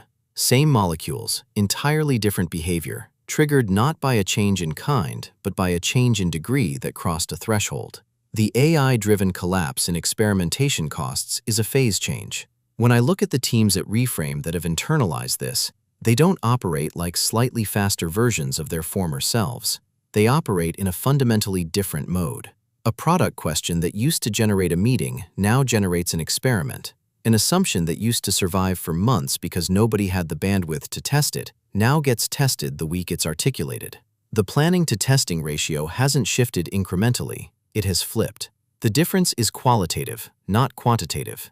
These teams don't just build faster, they learn faster. And because they learn faster, they navigate uncertainty better. They make fewer wrong bets, not because they plan more carefully, but because they get empirical feedback before small bets become big ones. Last year, one of our teams at Reframe wanted to understand whether a social feature would improve long-term user engagement. Under the old model, this would have been a quarterly initiative: research phase, design phase, build phase, test phase. Instead, they tested 7 concepts in 2 weeks. Not sketches or wireframes, functional prototypes that users actually interacted with. They killed 5 concepts, identified 1 clear winner, and discovered an unexpected variant that outperformed everything they'd hypothesized. That variant, the one nobody would have planned for, came from the 6th experiment. Under the old cost structure, there would never have been a 6th experiment.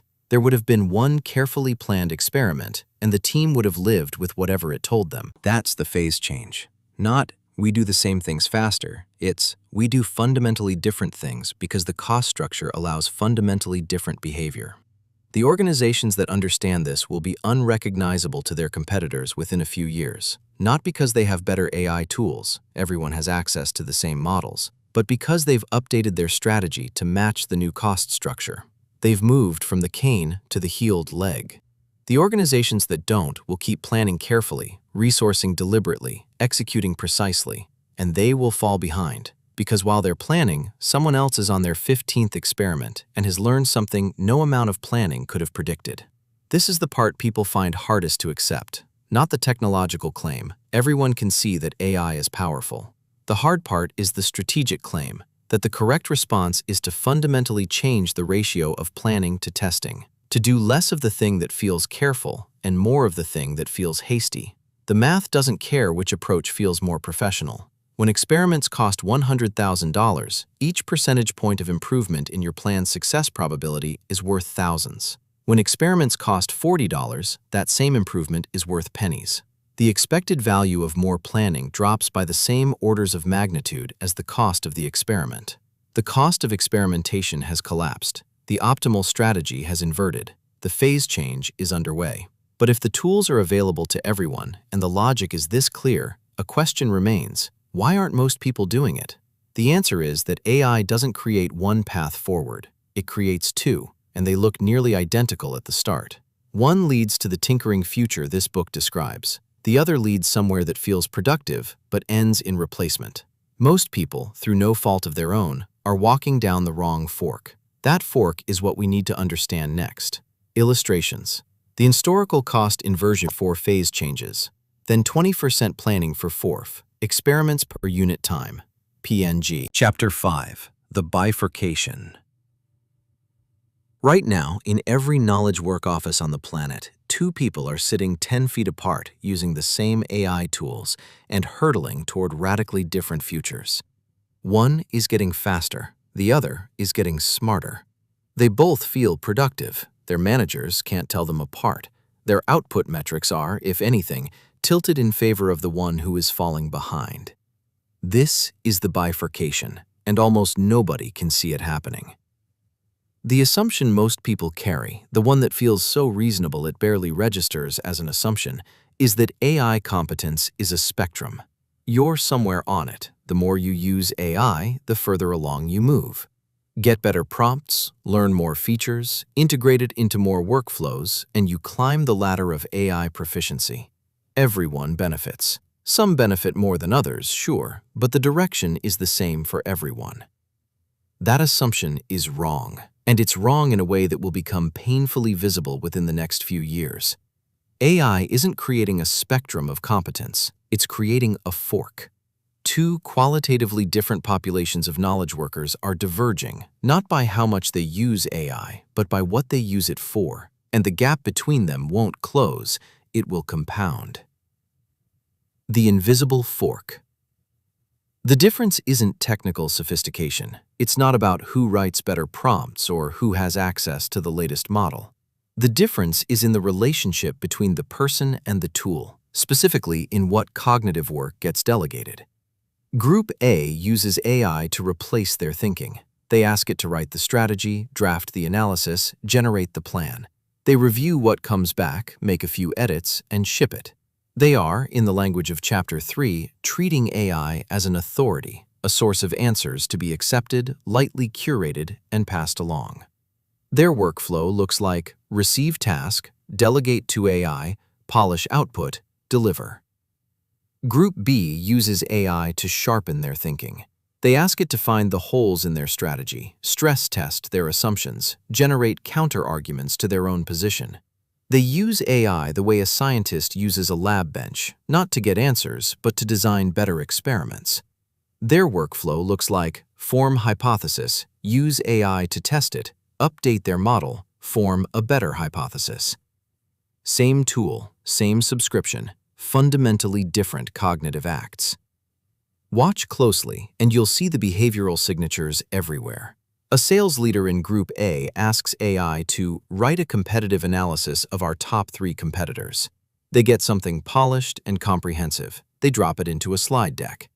A sales leader in Group B asks AI to argue the case that our product is worse than each of our top 3 competitors. They get something uncomfortable. They sit with the discomfort. They revise their positioning based on what they learned.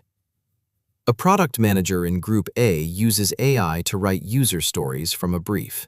A product manager in Group B uses AI to generate the 10 most likely reasons their feature will fail, then designs the feature around those failure modes. A consultant in Group A asks AI to synthesize best practices from industry reports. A consultant in Group B asks AI to identify the hidden assumptions in their client's strategy and construct 3 scenarios in which the strategy catastrophically backfires. Both groups are using AI well. Both are saving time. Both would pass any corporate training on AI adoption. But one group is building something with every interaction.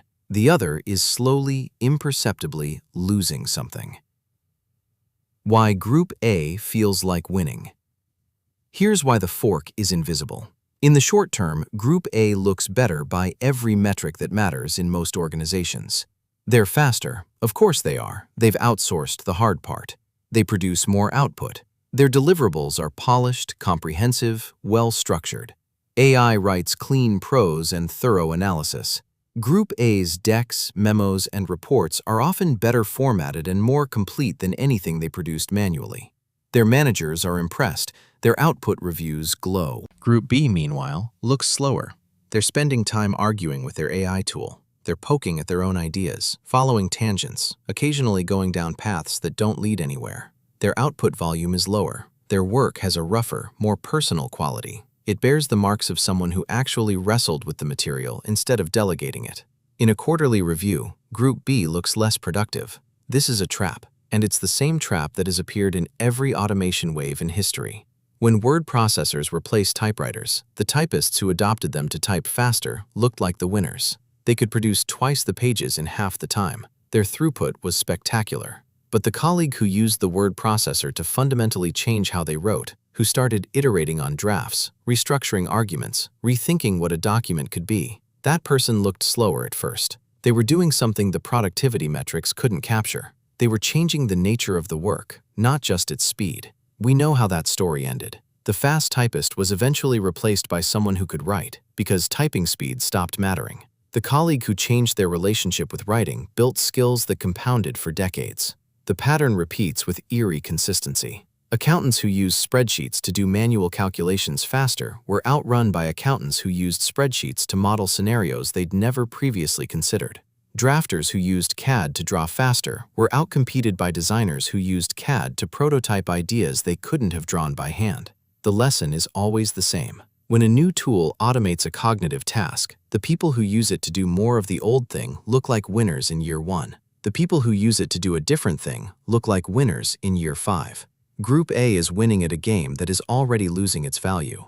Remember Chapter 2's core argument? Execution is being commoditized. The metrics Group A is dominating, output volume, speed, polish, are execution metrics. They are winning the race that's about to become irrelevant. Organizations are complicit in the illusion. Most companies measure deliverables per sprint, response time, throughput, exactly the things that make Group A look like stars. Nobody systematically measures what Group B produces. Better questions, sharper judgment, the product decision that avoids a catastrophic misread of the market. Those things show up indirectly, in the architecture that doesn't need to be rewritten 18 months later, in the strategy that accounts for a risk nobody else saw. But by then, the connection to Group B's way of working has been buried under a dozen other variables. The metrics reward Group A. Promotions reward Group A. Group B's advantages are real, but lagging. They operate on a timescale that quarterly reviews can't detect. The feedback from the environment tells Group A they're doing the right thing, and that feedback is wrong. There's something darker happening beneath the surface of Group A's apparent success, something the productivity metrics can't detect at all. The atrophy problem.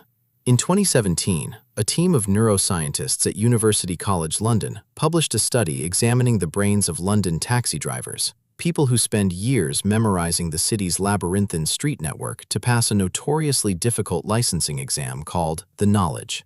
The study confirmed earlier findings. These drivers had measurably larger posterior hippocampi, the brain region responsible for spatial navigation. Their brains had physically adapted to the demands of navigation.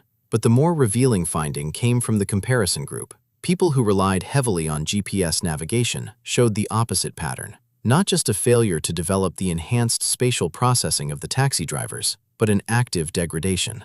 Consistent GPS use was associated with reduced hippocampal engagement during navigation tasks. The brain wasn't just failing to grow, it was pruning capacity it wasn't using. This is the biological principle that should keep Group A up at night. Use it or lose it. The brain is ruthlessly efficient. It allocates resources to cognitive functions that are regularly exercised and withdraws them from functions that aren't. This isn't a metaphor. It's the basic mechanism of neuroplasticity. The same mechanism that allows London taxi drivers to develop extraordinary spatial memory also allows consistent GPS users to lose ordinary spatial memory. Betsy Sparrow and her colleagues at Columbia University documented a parallel effect with internet search. In a series of experiments published in Science in 2011, they found that people who knew they could look up information later were significantly less likely to encode that information in memory. The brain, sensing that a reliable external source existed, simply didn't bother doing the work of remembering. Sparrow called it the Google effect, and it operated automatically, below conscious awareness. GPS atrophied spatial reasoning. Google atrophied factual recall. Now apply the same principle to AI and the full range of knowledge work. When you consistently outsource strategic thinking to AI, what happens to your capacity for strategic thinking? When you delegate analysis, the hard, uncomfortable work of forming your own interpretation before consulting anyone else, what happens to your analytical judgment? When you let AI write your arguments, what happens to your ability to construct one? The answer, if the neuroscience of cognitive offloading is any guide, is that these capacities don't just plateau, they atrophy. Group A isn't merely failing to improve, they are actively getting worse at the cognitive tasks that define their professional value. And here's the compounding cruelty of it. As their own capacities decline, they become more dependent on AI, which accelerates the decline further. A sales leader who outsources competitive analysis for 6 months finds that sitting down to write one unassisted feels harder than it used to. Not because the task changed, because they changed. So they lean on AI more, which deepens the atrophy, which increases the dependency. It's a feedback loop, and it runs in the wrong direction. The technical term is cognitive offloading dependency. And unlike the offloading we do with calculators or spell checkers, which supplements narrow mechanical functions, AI offloading targets the high-level cognitive functions that constitute professional judgment itself. Group A is, in the most literal neurological sense, training their brains to need AI. They are becoming the cognitive equivalent of someone who takes a car to the mailbox, technically getting the task done, but losing the ability to walk the distance. Why Group B compounds? Group B's advantage is the mirror image of Group A's trap, a feedback loop that runs in the right direction. Every time a Group B professional uses AI to stress test a hypothesis, something happens that never happens for Group A. They update their model of the world. They thought their pricing strategy was solid. AI surfaced 3 assumptions they hadn't questioned. They revised the strategy based on those assumptions. Now their mental model of their market is slightly more accurate than it was an hour ago. This is tinkering, in the precise sense we defined it in Chapter 3. It is contact with reality, using the tool not as an oracle to be consulted, but as a laboratory where beliefs are tested. And like all genuine contact with reality, the effects compound. The mechanism is worth understanding precisely because it explains why the divergence is so dramatic. When a Group B professional asks AI to challenge their strategy, they are forced to do several things that Group A never does. They have to have a position before they start. You can't stress test a strategy you haven't formulated. They have to evaluate what comes back, not just accept or reject it, but weigh it against their existing understanding, decide what's valid criticism and what's noise. They have to synthesize, incorporate the useful challenges into a revised position that's stronger than the original. Each of these cognitive acts, formulation, evaluation, synthesis, is an exercise in the exact skills that define high-level knowledge work. Group B is getting a cognitive workout in every AI interaction. Group A is getting a cognitive vacation. This isn't a loose metaphor. The neuroscience of deliberate practice shows that effortful mental work physically strengthens the neural pathways involved. Group B's daily practice of formulating, evaluating, and synthesizing is literally building more capable minds. Think of it in financial terms. Group B is investing. Each interaction puts their cognitive capital to work, and the returns build on previous returns. Sharper judgment produces better questions, which yield richer experiments, which sharpen judgment further. After a year, the advantage is modest. After 3 years, significant. After 5, vast. Group A is spending. Each interaction is independent. The AI-generated competitive analysis from January doesn't make June's any better because the human in the loop didn't change. Nothing accumulates, nothing compounds. Even a 1% weekly improvement in judgment, invisible in any given week, compounds to 68% after a year, 180% after 2. Group A, learning at approximately 0, stays flat. The gap doesn't just widen, it accelerates. What does this look like in practice? In month 1, you can't tell Group A from Group B. Both produce competent work. Both use AI fluently. By month 6, Group B starts asking questions that Group A wouldn't think to ask. They're seeing patterns, forming hypotheses, designing experiments that reflect a deeper understanding of their domain. Their output still looks similar in format, but it's substantively sharper. By year 2, the difference is unmistakable. Group B professionals are operating at a qualitatively different level. They're the ones in the room who see the angle nobody else sees, who ask the question that reframes the entire discussion, who can navigate genuine uncertainty because they've been practicing navigating uncertainty with every AI interaction for 2 years. Group A professionals are producing work that could be produced by anyone with the same AI subscription, because, increasingly, it is being produced by the AI, with a human serving as little more than a routing layer between the tool and the deliverable. The fork is already here. I want to be clear about something. This isn't a prediction, it's already happening.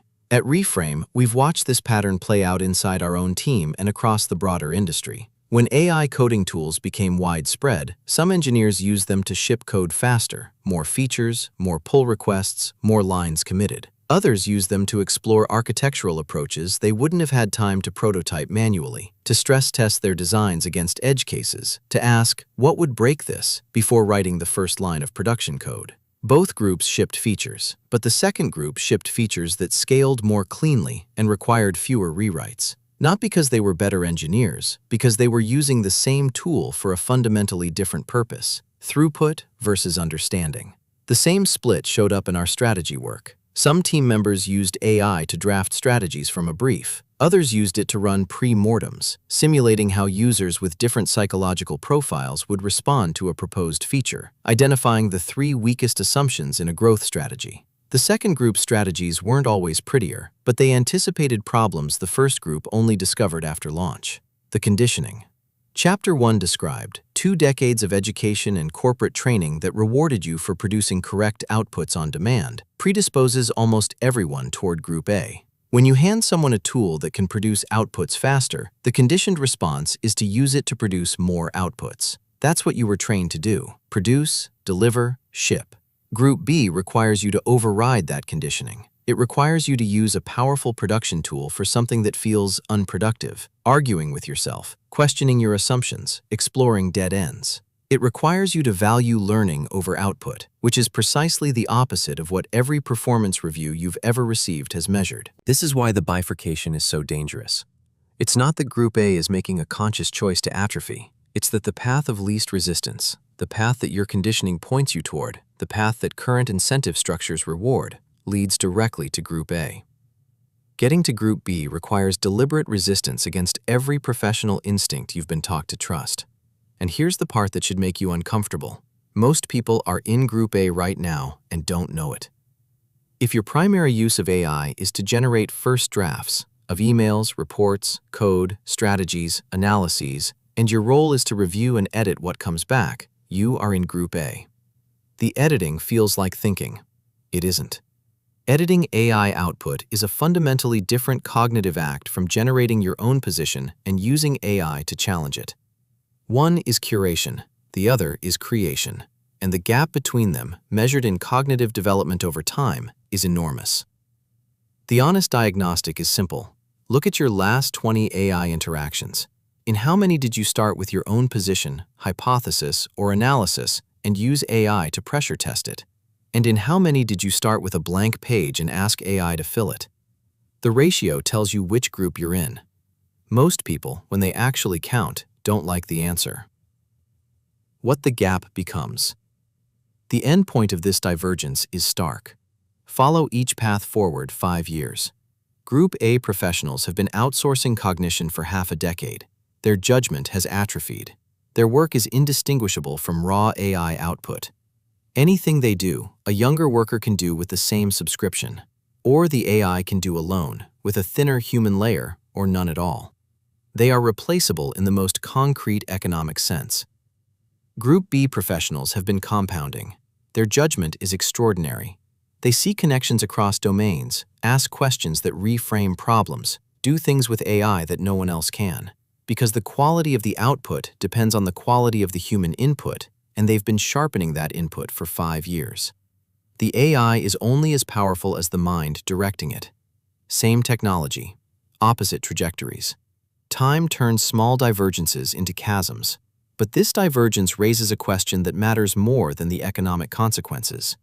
If Group B wins through tinkering, through iteratively deepening their understanding across problems, what kind of expertise are they actually building? It isn't the accumulated pattern matching of a 20-year specialist. It's something different. Something that threatens everything we thought we knew about what it means to be an expert. Illustrations. Rather than expected something listening to this, the Group B professionals will try to emplace again. It's an often more peered. Through the groups covered for the most workflows, the compounding divergences, its content incompletely competitive. Fully of the break information to her questions is that actually get in the most profitance begin. Just a fix perfect trace in different works. For those, we actually know that any people happens be approached down and the generation of them. This compounding generation is making the same point work of them to a diverge in the cask. This generation will get in many of this and then know that of again unpromoted. For the description, Chapter 6. The death of expertise as we know it. Your expertise is your most valuable asset. Every year in your field, you accumulate more patterns, more cases seen, more edge cases filed away in the back of your mind. You develop taste, intuition, a nose for what's wrong before anyone can articulate the problem. It took years. It cost you weekends, late nights, a decade of deliberate focus. It is real, hard-won, and yours. And for 50 years, the economics were simple. Pattern matching was expensive to acquire, slow to accumulate, impossible to transfer from one head to another. The person who had seen 10,000 cases genuinely outperformed the one who had seen 100. That economics is breaking. Not because your expertise was fake, because the source of its value, the scarcity of large-scale pattern recognition, is evaporating. And most experts haven't noticed because they're still being rewarded for the old kind. What is expertise, actually? To understand what's breaking, you need to see the mechanism underneath expertise, not the folk definition, knowing a lot about something, but how it actually works in the brain. In the 1960s, the Dutch psychologist Adriaan de Groot studied chess grandmasters to understand what made them exceptional. His finding was elegant and slightly deflating. Grandmasters weren't fundamentally better at logic or calculation than weaker players. They were better at recognition. Show a grandmaster a position from a real game for 5 seconds, and they could reconstruct it almost perfectly from memory. Show them a random arrangement of pieces, same board, same pieces, no game logic, and their recall dropped to the level of an amateur. Herbert Simon and William Chase extended this work in the 1970s and pinned a number on it. A chess master has roughly 50,000 patterns, what they called chunks, stored in long-term memory. Each chunk is a configuration of pieces that carries meaning, a threat, an opportunity, a structure with known consequences. When a grandmaster looks at a chess position, they don't calculate from scratch. They recognize. The position activates stored patterns, which activates stored responses, which produce what looks to outsiders like genius, but is actually high-speed retrieval from a very large library. This is what expertise is in nearly every domain. The radiologist who spots a hairline fracture that the resident misses isn't running a superior algorithm. She has seen 100,000 films, and the fracture pattern activates a recognition that the resident simply hasn't built yet. The seasoned trial lawyer who senses a juror is wavering isn't reading body language better. He has been in enough courtrooms that certain patterns trigger certain alarms. The veteran mechanical engineer who glances at a blueprint and says, "That joint will fail," is pattern matching against thousands of prior designs. This is genuine, valuable, earned expertise. Nothing in what follows takes that away. But notice the mechanism. Expertise is a large library of domain-specific patterns, accumulated slowly through repeated exposure, stored in one brain, and accessed through recognition. Every word in that sentence matters for what comes next. The pattern library is now infinite. In 2017, Andre Esteva and a team at Stanford published a study in Nature that should have rattled every medical specialist in the world. They trained a convolutional neural network on roughly 130,000 clinical images of skin lesions. Then they tested it against 21 board-certified dermatologists on a set of biopsy-confirmed cases. The AI matched or exceeded the dermatologist's diagnostic accuracy. This wasn't a fluke result in a niche domain. Similar findings followed in radiology, AI systems reading chest X-rays and mammograms at levels competitive with or superior to trained radiologists. In pathology, AI analyzing tissue slides with diagnostic precision comparable to experienced pathologists. In ophthalmology, Google's DeepMind system detecting diabetic retinopathy from retinal scans with specialist-level accuracy. The pattern across these domains is revealing. Wherever expertise was primarily about recognizing patterns in large datasets, AI arrived and matched decades of accumulated human learning in months. Not because AI understands medicine. It doesn't, but it doesn't need to. The 50,000 pattern library that took a dermatologist 15 years to build? AI can build a pattern library orders of magnitude larger, trained on more cases than any individual doctor will see in a career, without fatigue, without cognitive bias, without forgetting. Go back to the definition. Expertise is a large library of domain-specific patterns, accumulated slowly, stored in one brain. AI breaks every constraint in that sentence. Its library is larger, its accumulation is faster, its storage isn't limited to one brain. Its retrieval doesn't degrade at 3 a.m. after a 12-hour shift. Now run the economics. When something scarce becomes abundant, its value drops, not because it's less useful, but because it's less rare. AI makes pattern matching abundant. The doctor's recognition still works. It's just no longer the bottleneck, the differentiator, the thing you can build an irreplaceable career on. So what can an expert do that AI can't? It's not recognize more patterns. AI wins that game permanently. It's not retrieve information faster. AI wins that too. It's not make fewer errors in routine diagnosis. AI is already more consistent. What's left is everything AI hasn't been trained on because it doesn't exist yet. Asking questions nobody in the field is asking. Seeing connections between fields that have never been connected. Designing experiments that test hypotheses nobody has formed. This is where the value migrates, and it requires a fundamentally different kind of expertise. Generative expertise. There are two kinds of expertise, and only one of them has a future. Traditional expertise looks backward. It asks, given everything we've seen before, what does this look like? Its power comes from the size of the pattern library. The bigger the library, the more situations you recognize, the better your judgment. This is the kind of expertise AI is absorbing. Generative expertise looks sideways and forward. It asks, what if the frame we're using is wrong? What would someone from a completely different field see here? What experiment would reveal something nobody has looked for? Its power comes not from depth in one domain, but from the ability to see structural similarities across domains and to test whether those similarities hold. Being creative and thinking outside the box are platitudes without mechanism. Generative expertise is a specific cognitive move, importing a framework from one domain into another and designing an empirical test of whether the import works. It's not about being a generalist. It's about being specific enough in multiple domains to see the structural connection that a specialist in either domain would miss. The history of breakthroughs is essentially the history of this move.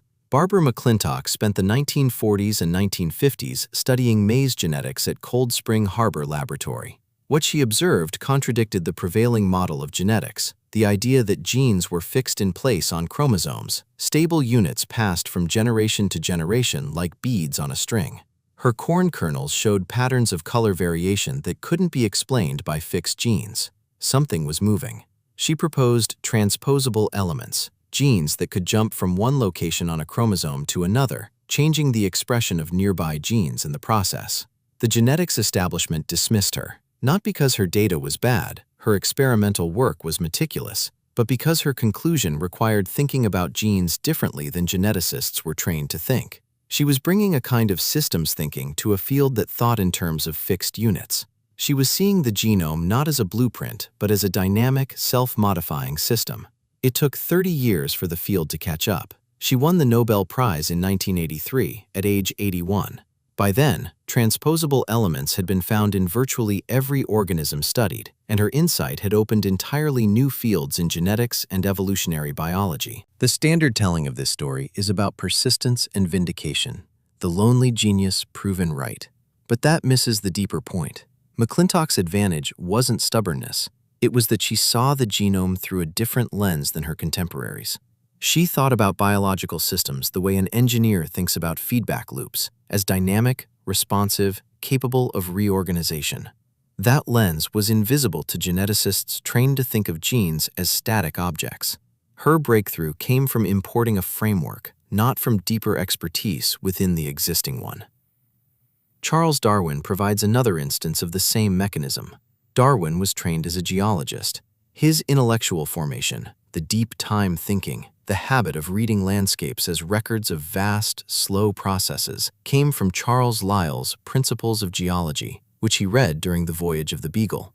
When Darwin looked at finch beaks and tortoiseshells in the Galapagos, he saw them the way a geologist sees rock strata, as evidence of processes operating over enormous timescales. The concept of deep time, the idea that small changes accumulated over millions of years could produce radical transformation, was a geological insight applied to biology. Without it, natural selection is inconceivable. With it, natural selection is almost inevitable. Darwin didn't out-biology the biologists. He brought geology to biology and asked a question that no biologist of his era was equipped to ask because they lacked the temporal framework to even formulate it. The pattern repeats. Jobs imported typographic proportion and aesthetic hierarchy into personal computing, a field that had no concept of either. The engineers at Xerox PARC built the graphical user interface. Jobs saw what it meant for humans because he was looking through a lens they didn't possess. In every case, the breakthrough came not from the deepest expert in the field, but from someone who brought a lens from somewhere else and had enough fluency in the target domain to see where it fit. This is generative expertise, and it has three properties that make it fundamentally different from traditional expertise. It's cross-domain. It requires genuine knowledge in more than one field, not dilettante familiarity. Enough depth to see the structures, the assumptions, the load-bearing ideas. It's experimental. It doesn't just suggest new ideas, it designs tests.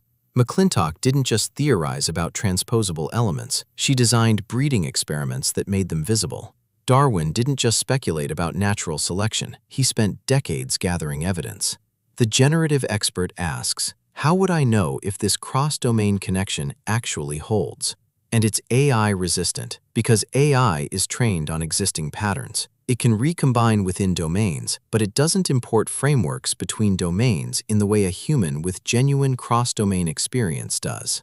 AI can diagnose a skin lesion. It can't look at a genetics problem and think, this reminds me of a feedback loop I saw in chemical engineering. That requires having been inside both worlds, not having read about both worlds. The polymathic tinkerer. I didn't plan a cross-domain career. Nobody counseled me to study chemical engineering, then pivot to neuroscience, then build a tech company. It happened because I kept following problems across boundaries, and at each boundary, the previous field gave me something the new field didn't have. Chemical engineering at Georgia Tech trained me in systems thinking, not the buzzword version, the actual discipline of modeling inputs, outputs, feedback loops, and equilibria in complex processes. When you design a chemical plant, you think about the entire system, where energy enters, where waste accumulates, which variables are coupled, where small perturbations cascade.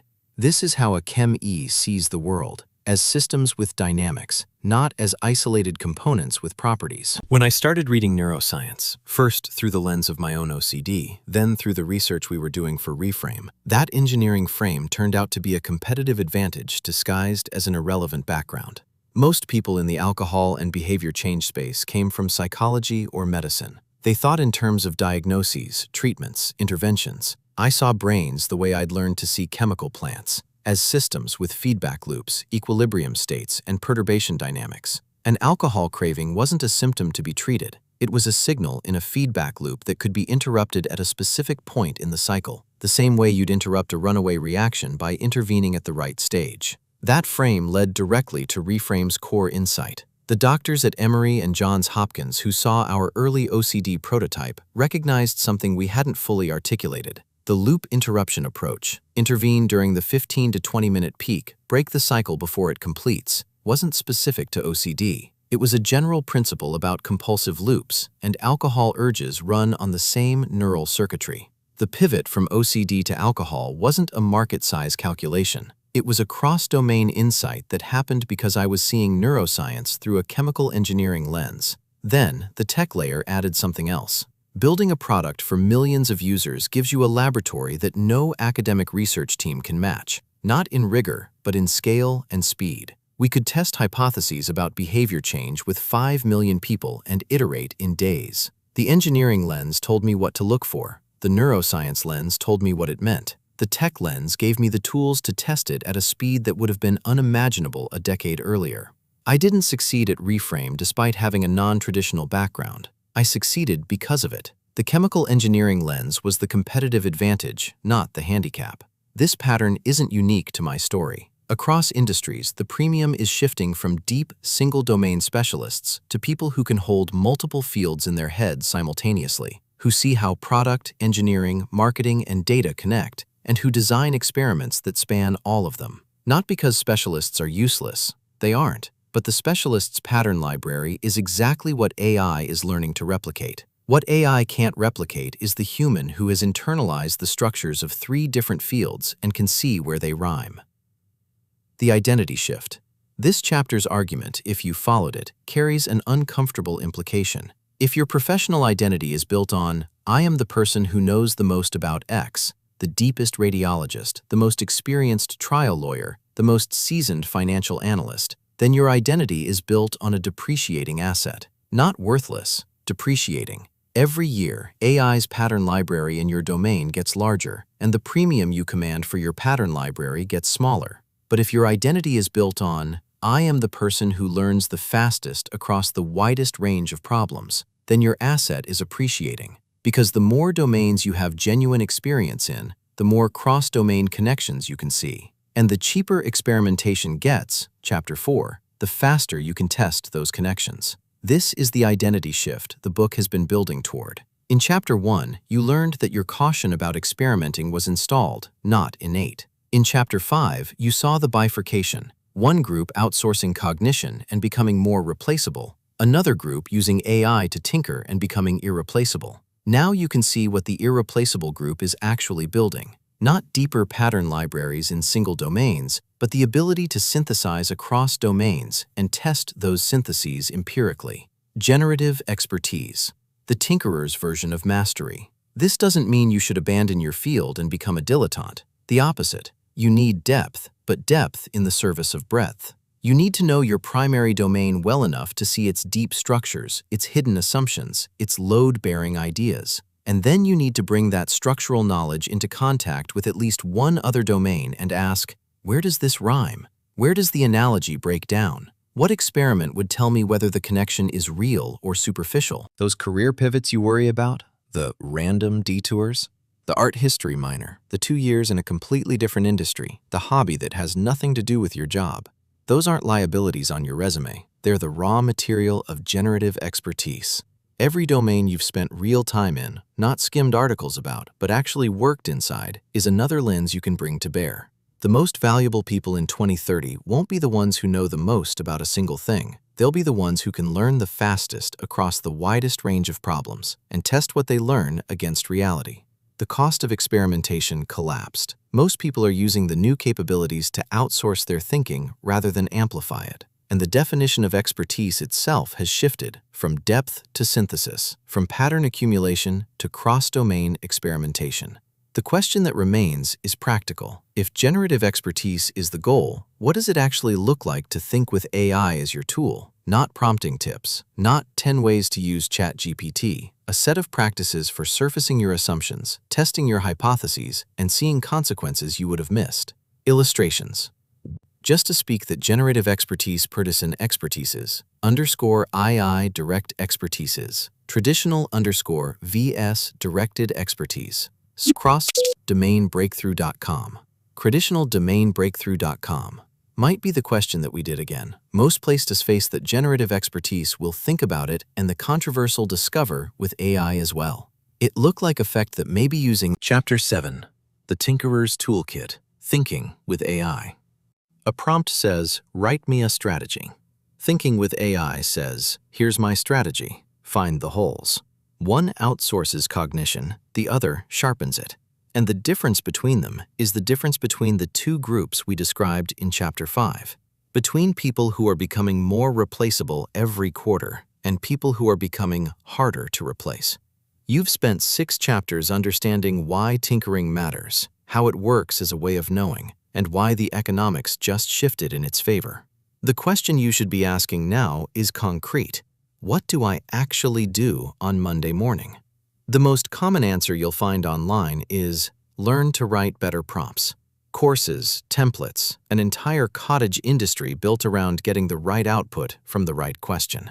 This advice isn't wrong. It's just shallow. Execution advice dressed up as innovation. Prompt engineering optimizes output. What we need are practices that make AI a sparring partner. The distinction is cognitive, not technical. When you prompt, I have a task, I give it to AI, I get an output. When you think with AI, I have a belief, I use AI to stress test it, I update my understanding. Delegation versus tinkering. Deliverables versus learning. What follows are 4 practices that make the second stance concrete. They aren't prompting tricks. There are no templates to copy, no screenshots to follow, no magic phrases that unlock better responses. Each one is a cognitive stance, a way of orienting toward AI that transforms it from an answer machine into what I've come to think of as a reality interface, a tool for seeing what you're currently unable to see about your own thinking. These 4 practices, Assumption surfacing, rapid hypothesis testing, adversarial reasoning, and second-order simulation are the daily tools of the tinkerer. They're what Group B does that Group A doesn't, and every one of them is something you can try before you finish reading this chapter. Assumptions surfacing. Every plan you've ever made rests on a foundation of assumptions, and most of them have never been stated, let alone examined. Not the assumptions you're aware of. Those are usually fine. The dangerous ones are the assumptions so deeply embedded in your thinking that they've become invisible. They're the water you swim in. You don't question them because you don't see them. This is a human problem, not a competence problem. Your brain is a prediction machine that runs on compression. It takes the overwhelming complexity of reality and reduces it to a manageable set of beliefs about how things work. These beliefs let you act quickly. They also make you blind to alternatives you've never considered, not because you rejected them, but because your mental model never generated them in the first place. Assumption surfacing is the practice of making the invisible visible. Before any significant decision, you take your plan, your strategy, your analysis, whatever you're about to commit to, and you ask AI to identify every implicit assumption it contains. Not to judge them, not to attack them, just to see them. The instruction is simple in concept. Here is my plan. Identify every assumption it's making, especially the ones that seem so obvious nobody would think to state them. Then you sit with the list. Some assumptions will be sound. Some will be shaky. Some will make you go cold because you'll realize you've been building on something you never actually verified. It's like a brilliant editor who reads your draft and says, "You're assuming the reader knows X, do they?" Except it's for your thinking, not your writing. The editor shows you what you're taking for granted. During a quarterly planning cycle at Reframe, our product team had a polished Q3 content strategy. Tight logic, clear metrics, a clean roadmap. Before we committed, we fed the strategy to AI and asked it to enumerate every assumption the plan was making, including the ones that felt so obvious they didn't need stating. The list that came back had about 15 items. Most were expected. We were assuming our content library would keep growing at its current rate. We were assuming our writers could maintain quality at higher volume. We were assuming engagement metrics from Q2 would hold steady. Fine.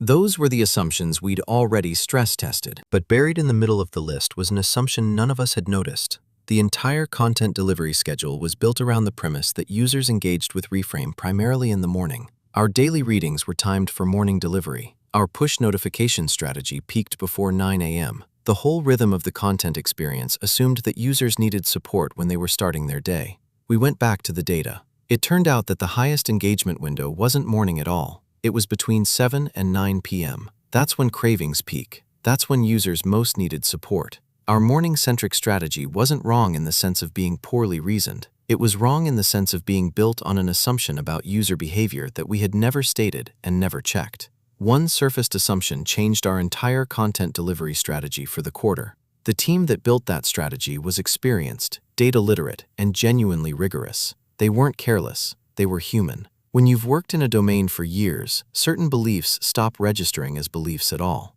They become facts until someone asks you to list them and you realize they were assumptions the entire time. You don't have to challenge every assumption you surface. The act of seeing them is itself transformative. Once an assumption is visible, it becomes a choice, something you can test, monitor, or intentionally accept. That shift from unconscious assumption to conscious choice is what separates a plan from a bet. Both might fail, but at least you know what you're betting on. Rapid hypothesis testing. How much time have you spent in meetings debating between options that nobody has tested? You know the meeting. 3 viable approaches to the same problem. Each has smart advocates. Everyone presents their reasoning. The arguments go back and forth. Someone proposes a compromise that satisfies no one. Eventually, the hippo, the highest paid person's opinion, breaks the tie, and you spend the next 2 months executing on what was, at best, an educated guess. This was rational behavior when testing was expensive. If prototyping an approach took 4 weeks of engineering time, you couldn't afford to prototype all 3. You had to pick one, commit, and hope. The cost structure demanded that you reason your way to the best option before spending the resources to build it. Chapter 4's argument that planning is a rational response to expensive experiments explains exactly why this pattern evolved. But the cost structure changed, and the behavior hasn't caught up.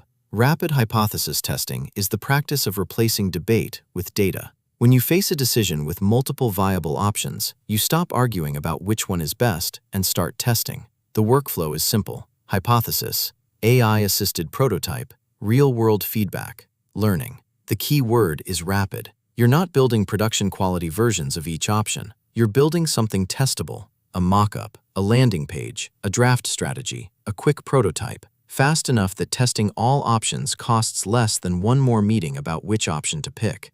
The arithmetic is brutal. A product team debating 3 onboarding flows, 3 meetings, 6 people each, 12 person-hours of meeting time, and at the end of it, you've still only debated. You haven't learned which flow actually works.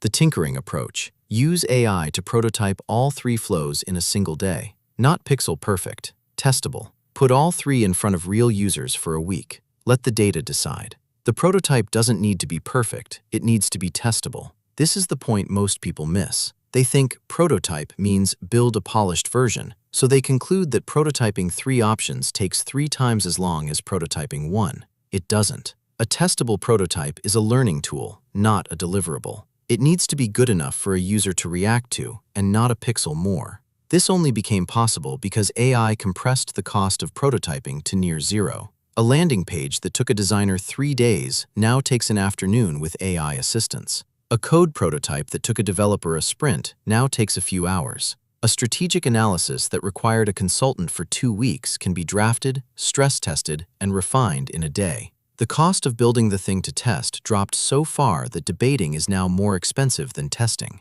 The shift in mindset is subtle but profound. You're no longer asking, which option should we choose? You're asking, what's the cheapest way to learn which option works?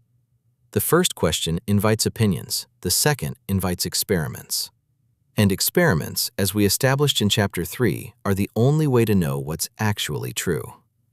At Reframe, we've increasingly moved toward this model for product decisions. The teams that run the most experiments per cycle, not the teams that produce the most polished output, are the ones that consistently find the non-obvious solutions, the surprising winners, the ideas nobody would have argued for in a conference room because they didn't sound right, but that turned out to work when tested against reality.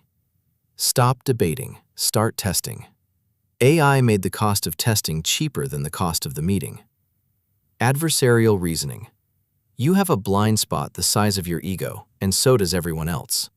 When you evaluate your own strategy, your own product, your own argument, you are structurally incapable of seeing it clearly. Not because you're biased, because you're human. You generated the idea. Your brain is invested in it. Confirmation bias doesn't just tilt the playing field, it rebuilds the field so the ball always rolls toward your conclusion. You will unconsciously pull punches when critiquing your own work. You will find your own arguments more persuasive than an outsider would. You will miss the weakness that your competitor will see immediately. Adversarial reasoning is the practice of building the strongest possible case against your own position. Not a straw man, not a polite suggestion for improvement, but the actual argument your smartest competitor, your toughest board member, or your most skeptical customer would make if they were trying to dismantle your plan. The cognitive stance is specific. You take your strategy and hand it to AI with explicit permission to attack, not to review, not to offer feedback, to attack. The instruction: you are the smartest, most hostile version of my competitor, an activist investor, a skeptical customer. Build the strongest possible case for why this strategy will fail. Don't hold back. Don't soften the language. Find every weakness, every blind spot, every way this could go wrong. Most people have never experienced a genuine adversarial critique of their thinking. In organizations, feedback is social. Your colleagues have relationships to maintain, promotions to protect, consensus to preserve. Even a well-meaning devil's advocate pulls punches. They have to sit next to you at lunch tomorrow. Most plans get stress-tested by organizational politeness, not genuine intellectual opposition. AI has no ego and no relationships to protect. Give it explicit permission to be ruthless, and it will find weaknesses you didn't know existed, not because it's smarter than your colleagues, but because it's unconstrained by the social dynamics that keep your colleagues polite. A founder I know was preparing for a critical board meeting. the kind where the board was going to push back hard on the company's strategic direction. Standard playbook: prepare your deck, rehearse your talking points, anticipate the obvious questions. Instead, she ran an adversarial session. She fed her entire strategy to AI and asked it to play the role of the most skeptical board member, someone who had been on dozens of boards, had seen hundreds of startup strategies fail, and had no patience for optimistic hand-waving. She asked it to find the 3 strongest arguments for why the strategy would fail and to make each argument as persuasive as possible. The AI surfaced a market timing risk she hadn't considered. Her strategy assumed that a particular regulatory change would happen within 6 months, an assumption the team had treated as a given because it was directionally inevitable. But the adversarial critique pointed out that directionally inevitable and within 6 months are very different claims. A 12-month delay in the regulation would blow a hole in the company's runway projections. She spent the next week building a contingency plan. When a board member raised exactly that concern in the meeting, what if the regulatory timeline slips? She didn't scramble. She pulled up the contingency plan. We've modeled that scenario. Here's what we'd do. The board member's face changed, not because the answer was brilliant, but because it signaled a depth of thinking that most founders don't demonstrate. She had stress-tested her strategy before the board could stress-test it for her. The practice isn't pessimism. It's the opposite. It's confidence earned through contact with the hardest possible critique. After an adversarial session, the weaknesses you found and addressed stop being threats. They become proof that your thinking has been pressure tested. The weak arguments in the AI's critique, the ones that don't hold up, confirm your thinking. The strong arguments, the ones that make you uncomfortable, are gifts. They're the warnings you get before reality delivers the lesson. Second-order simulation.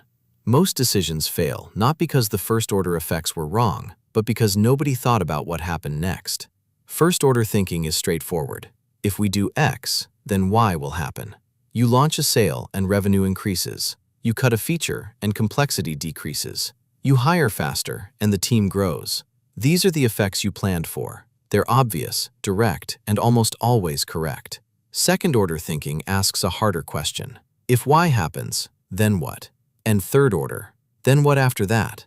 This is where the real consequences live. The unintended effects, the cascade failures, the feedback loops that turn a good decision into a disaster or a small bet into a windfall. Your brain is not wired for this kind of thinking. Cognitive science has shown repeatedly that humans struggle to hold more than 2 or 3 causal steps in working memory. You can think if A then B with ease and if B then C with effort. If C then D then E is where most people's causal reasoning breaks down, not because they're not smart enough, but because working memory has hard biological limits. AI doesn't have those limits. It can trace causal chains as far as you want to go, surfacing consequences you never would have reached on your own. Second-order simulation is the practice of using AI to think through the consequences of consequences of consequences before committing to a decision. The practice. Before making any significant move, feed your plan to AI and ask it to trace the causal chain forward. If we do X, what will likely happen? And if that happens, what follows from that? And then what? Keep going until you hit a consequence that changes whether this is a good idea. I'm still grateful we caught this one. A team at Reframe was designing a referral program, standard growth tactic, nothing exotic. The first-order analysis was clean. Offer existing users a meaningful incentive to invite friends, and acquisition costs drop. The model looked great. Everyone was ready to launch. We fed the program design to AI and asked it to trace the causal chain forward. The first step was obvious. Aggressive referral bonuses would drive a surge of new signups. Good, that was the point. But the second step was less obvious. Users acquired through aggressive incentive programs tend to have lower intrinsic motivation than users who find the product on their own. They're signing up for the bonus, not because they've decided they want to change their relationship with alcohol. The referral cohort's commitment level would likely be lower than organic users.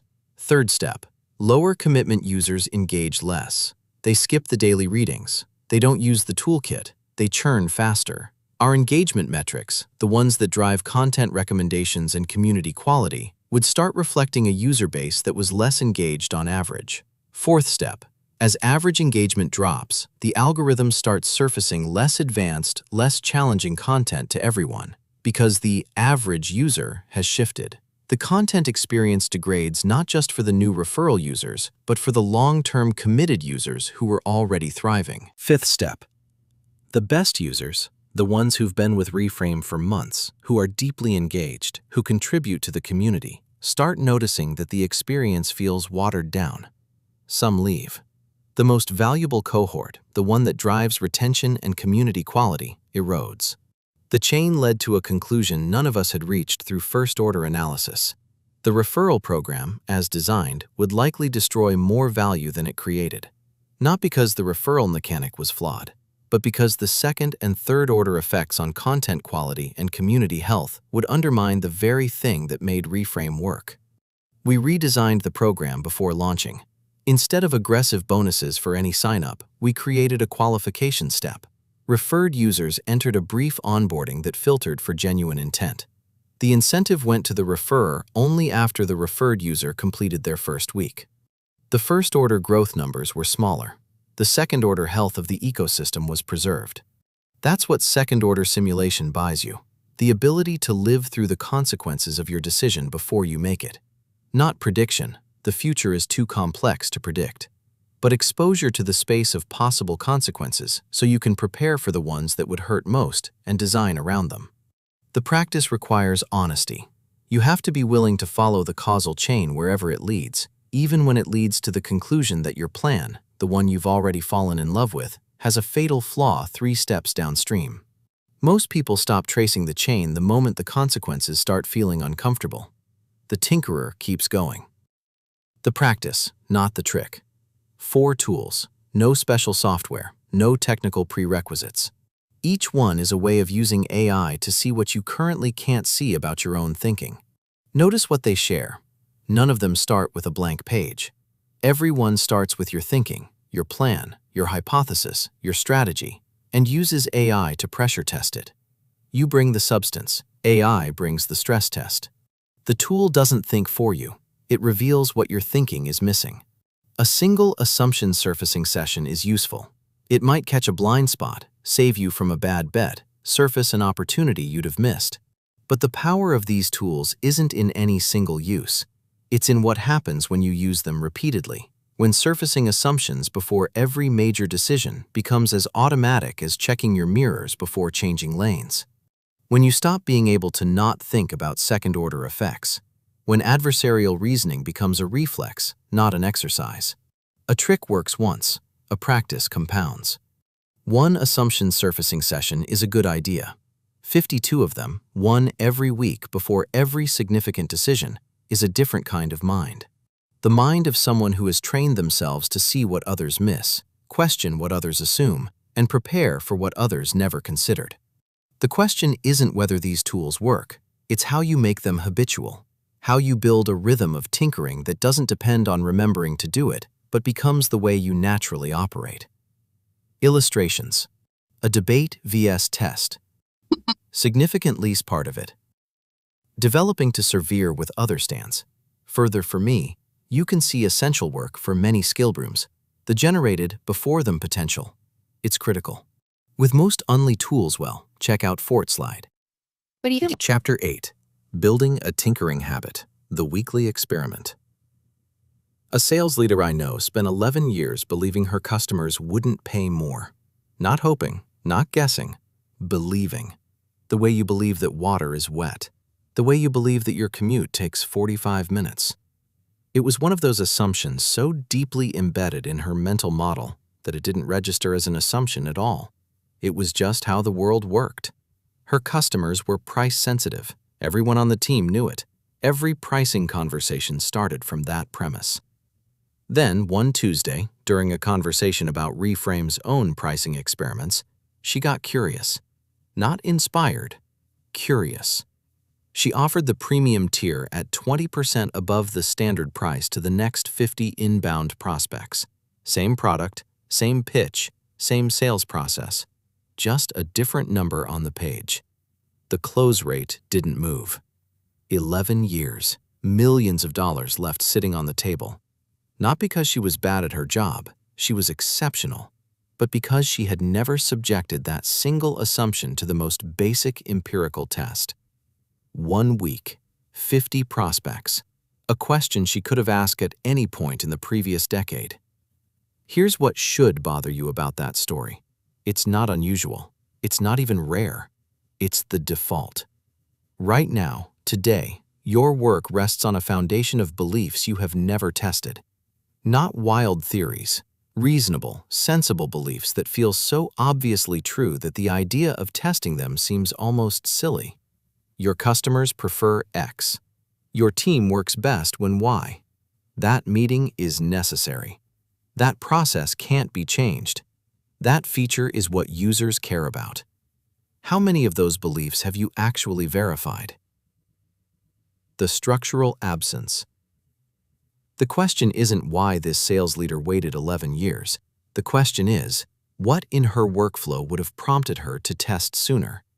And the answer, the uncomfortable, important answer, is nothing. Look at the architecture of a typical knowledge worker's week. Tasks, meetings, deliverables with deadlines. A to-do list that regenerates faster than you can clear it. Every system you operate within, your calendar, your project tracker, your performance review, measures what you produced. What did you ship? What did you complete? What's your velocity? None of those systems ask, what did you learn? This is the structural problem. It's not that people are incurious or intellectually lazy. It's that nothing in the standard knowledge work operating system creates a moment where you step back and ask, what am I assuming? And is it true? The rhythm of modern work is a rhythm of execution. Plan, build, deliver, repeat. And execution, by definition, operates on assumptions. It doesn't question them. Chapter 1 traced how 17 years of education conditioned you to follow rubrics rather than run experiments. But the conditioning doesn't stop at graduation. Your workplace reinforces it every day. Sprint planning asks what you'll deliver this week, not what you'll discover. Performance reviews evaluate your output, not your learning. OKRs measure progress toward predetermined goals, not the quality of the questions you asked along the way. The result is that smart, experienced, capable people who are genuinely good at what they do, can operate for years, even decades, on a bedrock of untested assumptions. And they never notice, because the system never asks them to look down. What happens when someone does look down? At Reframe, a content writer had a hypothesis. Our daily readings, the neuroscience-based articles that users read each morning, were running around 800 words. They'd always been around 800 words. Nobody remembered why. It was just the length they were. The implicit assumption, users needed that depth to absorb the material. She wasn't sure that was true. She thought shorter readings, around 500 words, might actually perform better. Not because she had evidence, but because she'd noticed that completion rates varied, and she suspected length was a factor. So she ran a test. For 1 week, she published shorter readings to a segment of users and tracked completion rates. Completion rates went up 40%.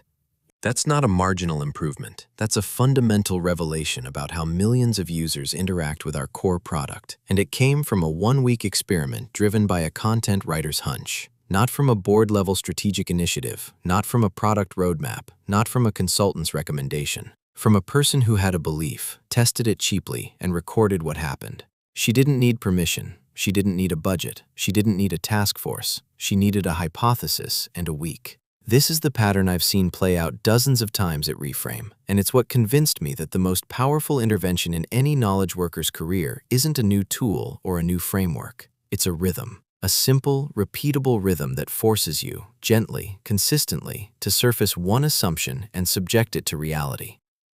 3 questions. The weekly experiment is built on 3 questions. I'm going to state them plainly because the power is in the practice, not in how elegantly I present the framework. What do I believe? State the assumption explicitly. Write it down. The act of articulating a belief is itself a radical act because most assumptions operate below the level of conscious awareness. You don't think, I believe my customers won't pay more. You just price accordingly. Dragging an assumption into language is the first step toward being able to examine it. How could I test that belief cheaply? Design a minimal experiment. Not a 6-month pilot program, not a formal A/B test with statistical significance. A quick, cheap, reversible test that gives you some signal about whether your belief matches reality. The sales leader's test took 1 week and cost nothing. The content writer's test took 1 week and cost nothing. The threshold for cheaply has collapsed. That's the argument from Chapter 4. Testing a belief is now almost always faster and cheaper than you assume. What did I learn? Record the result. This is the step most people skip, and it's the step that makes everything else compound. Did the evidence confirm your belief? Contradict it? Reveal something you hadn't considered? Write it down, even if it's a single sentence. The learning is the output, not the deliverable, not the result, the learning. That's it. 3 questions, 1 assumption per week. The whole thing takes less time than most meetings. I can already hear the objection. This is too simple to be transformative. And I understand the instinct. We've been trained to associate sophistication with value. Complex frameworks feel more serious. Detailed systems feel more rigorous. A 3-question practice feels like something you'd find on the first page of a self-help book, right before the author tells you to visualize your best self. But simplicity is the point. Not because simple things are always better, but because this particular practice has to survive contact with your actual life. It has to fit into weeks that are already packed. It has to be something you can do on a Wednesday afternoon when you're exhausted, not something that requires a dedicated journaling session and a scented candle. Complex systems fail because they demand too much of your already depleted executive function. 3 questions survive because they're 3 questions. And the simplicity is deceptive, because what do I believe is one of the hardest questions a person can ask. Not philosophically, practically. Most of your operating assumptions are invisible to you. They're the water you swim in. Surfacing them requires a kind of cognitive effort that's unfamiliar and sometimes uncomfortable. You have to look at a process you've been running for years and ask, why do I do it this way? What am I taking for granted? What would I bet money on? And what would I merely bet habit on? If you worked through Chapter 7's assumption surfacing tool, you already have practice with this. The weekly experiment is where that practice becomes a rhythm. What counts and what doesn't? The word experiment can be misleading. It conjures lab coats and control groups, so let me be precise about what qualifies. An experiment has a hypothesis. It makes a specific, testable prediction about what will happen if you change something. Try a different meeting format this week is not an experiment. It's just activity. I believe my one-on-ones would be more productive if I sent the agenda 24 hours in advance. I'll test this with 3 of my 5 reports this week and compare. That's an experiment. The hypothesis is what separates deliberate learning from aimless novelty. A product manager I worked with had a hypothesis about his schedule. He believed his afternoon meetings were destroying his capacity for deep work. He thought his best thinking happened in the morning, and by the time he emerged from a 2 p.m. all-hands, his brain was shot for the day. Reasonable belief, widely shared, never tested. He blocked all meetings before 2 p.m. for 1 week and tracked his output. Not vaguely, but specifically. Decisions made, documents produced, problems solved. The data was so clear that he made the change permanent. Within a month, his entire team had adopted the same structure. Not because he told them to, because they saw the results. 1 hypothesis, 1 week, 1 structural change that transformed how an entire team worked.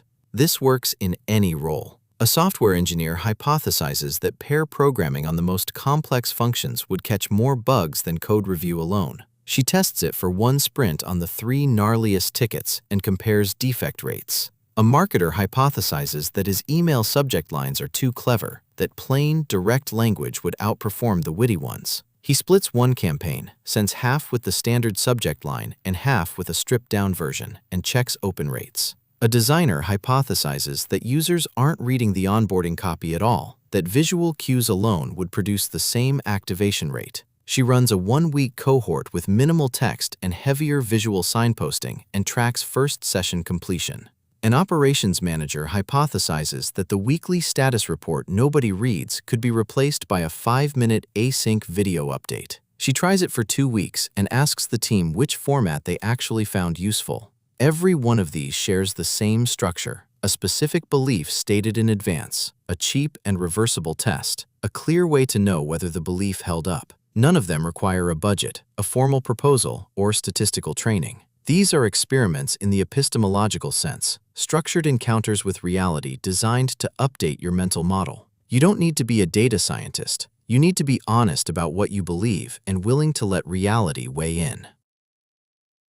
The compounding. One experiment per week is 52 per year. Some will confirm what you already believed, valuable, because now you operate on evidence rather than habit. Some will contradict what you believed. Those are where the breakthroughs live. A few will reveal things you hadn't even thought to ask about. The person sitting next to you, same role, same company, same tools, who hasn't been running experiments. They're operating on the same untested assumptions they had 12 months ago. You've pressure tested 52 of yours. But the real compounding isn't in the count, it's in the skill. Each experiment makes the next one better. You get sharper at forming hypotheses, faster at designing tests, more nuanced at reading results. After 5 years and roughly 260 experiments, you haven't just accumulated more data points, you've become a fundamentally different kind of thinker. This is the mechanism behind what Chapter 6 called generative expertise. The person who runs weekly experiments doesn't just know more, they know differently. They've built their understanding through contact with reality, not through accumulated secondhand authority.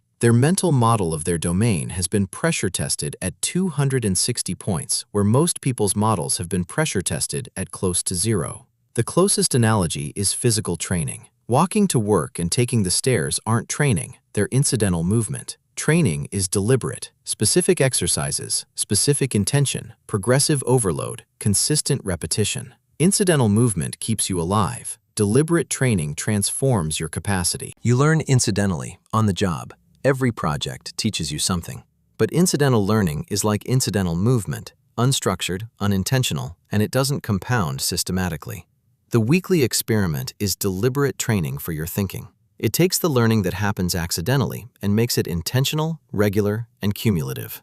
This is what I meant by the shift from deliverables to discoveries. When you measure your week in what you shipped, you're optimizing for output. When you measure your week in what you learned, what assumption you tested, what belief you updated, you're optimizing for understanding. And in a world where AI is rapidly commoditizing output, understanding is the asset that appreciates. The identity beneath the practice. Something subtle happens around the 3-month mark. The weekly experiment stops feeling like a practice you're doing and starts feeling like a way you think. You catch yourself, mid-meeting, noticing when someone states an assumption as fact. You hear a colleague say, "Our users prefer the old interface," and your first thought is, "Has anyone tested that?" You start seeing assumptions everywhere, in company strategy, in product decisions, in your own daily routines, and you develop an almost physical discomfort with operating on untested ones. This is the identity shift that Chapter 5 described. You're not adding a technique to your repertoire, you're changing your relationship with knowledge itself. You stop being someone who has beliefs and start being someone who tests beliefs. The line between what I know and what I assume becomes visible, and once you see it, you can't unsee it. At Reframe, the teams that adopted the weekly experiment changed in ways I didn't anticipate. Better decisions, yes. More innovation, yes. But what I didn't expect was the cultural shift. People became less territorial about their ideas. When your belief is a hypothesis rather than a position, you don't need to defend it, you need to test it. Disagreements resolved faster because the default response to, "I think X," became, "How could we test that?" instead of, "I disagree." The experiment became a shared language for navigating uncertainty. That's a preview of what happens when the practice scales beyond one person. But the organizational change can't happen without the individual one. You can't build a tinkering culture out of people who are still measuring their weeks in deliverables. Starting Monday. I want to be specific about what starting looks like, because vague invitations to "try it sometime" are where good practices go to die. This week, not next month, not after you've finished your current project, this week. Identify one assumption you're operating on, just one. It doesn't have to be profound. It doesn't have to be business critical. It could be, "My team prefers Slack to email for project updates." It could be, "My users care most about speed." It could be, "This report takes me 3 hours because it has to." The only requirement is that it's something you believe but haven't verified. Then ask, how could I test this cheaply? Not perfectly, cheaply. What's the smallest, fastest, most reversible thing I could do that would give me some evidence about whether this belief is accurate? Then do it. And at the end of the week, write down what you learned. If you do this once, you'll find it interesting. If you do it for a month, you'll find it clarifying. If you do it for a year, you'll find that you're a fundamentally different professional than you were 12 months ago. Not because you learned a framework, but because you changed the unit of work from what you delivered to what you discovered. The weekly experiment transforms individuals. I've watched it happen, at Reframe, among founders I know, in my own practice. But it raises a harder question, the one that's been lurking beneath the surface of this entire section of the book. What happens when you try to scale this? Your weekly experiment might produce a breakthrough, like the content writer who found a 40% improvement hiding in a belief nobody had questioned. But if your organization's stand-up asks, "What did you ship?" and never asks, "What did you learn?" If your sprint planning budgets for delivery but not for discovery, if your performance review rewards output and ignores insight, then your individual practice is swimming against a structural current. You can't manage tinkerers the way you manage executors. And most management frameworks, if you look closely, are execution frameworks wearing a thin disguise. That tension between the tinkering individual and the executing organization is what we need to resolve next. Illustrations. The Pitched Structural Absence Podcast. Tinker 70, from the open went to the complete management to use the $30,000. Let's begin to link the tinkering of the state one to learn more influences between the double place result. Manages, but more than in description, is it simple early about leader to markedly considering. Quickly, is the considerer becomes thinking about it. Most eventslants consider the to a maids generated as another discovery. The individuals have been great head between the complete management when we believe the management before we decide this.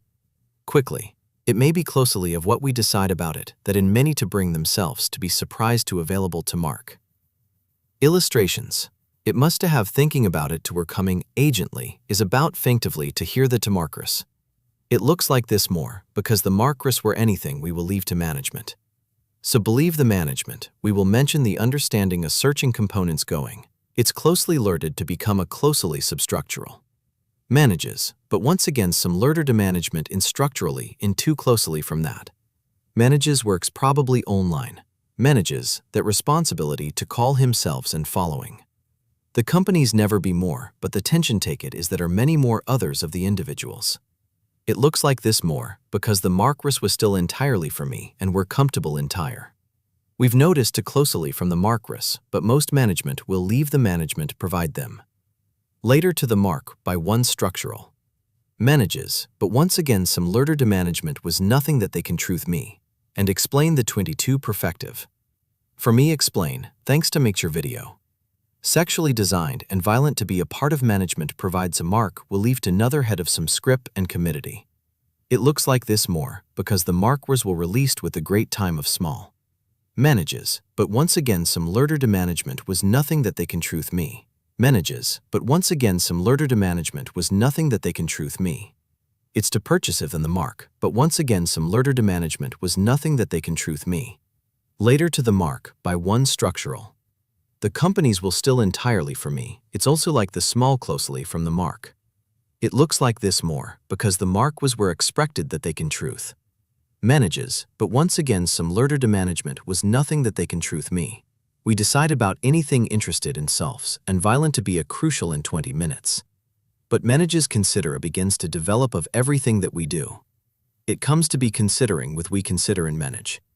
We get manages from both of the consider because the mark was where mated provide videos and they expect to complete management to flee decide about it. Later, the tinkering individual, we will generally consider anything and subscribe to the states. It looks like this will know in Chapter 9, The Tinkerer's Organization. Every large company I've visited in the last 3 years has an innovation lab. They have different names, the garage, the foundry, the sandbox, sometimes just lab, but they share the same architecture.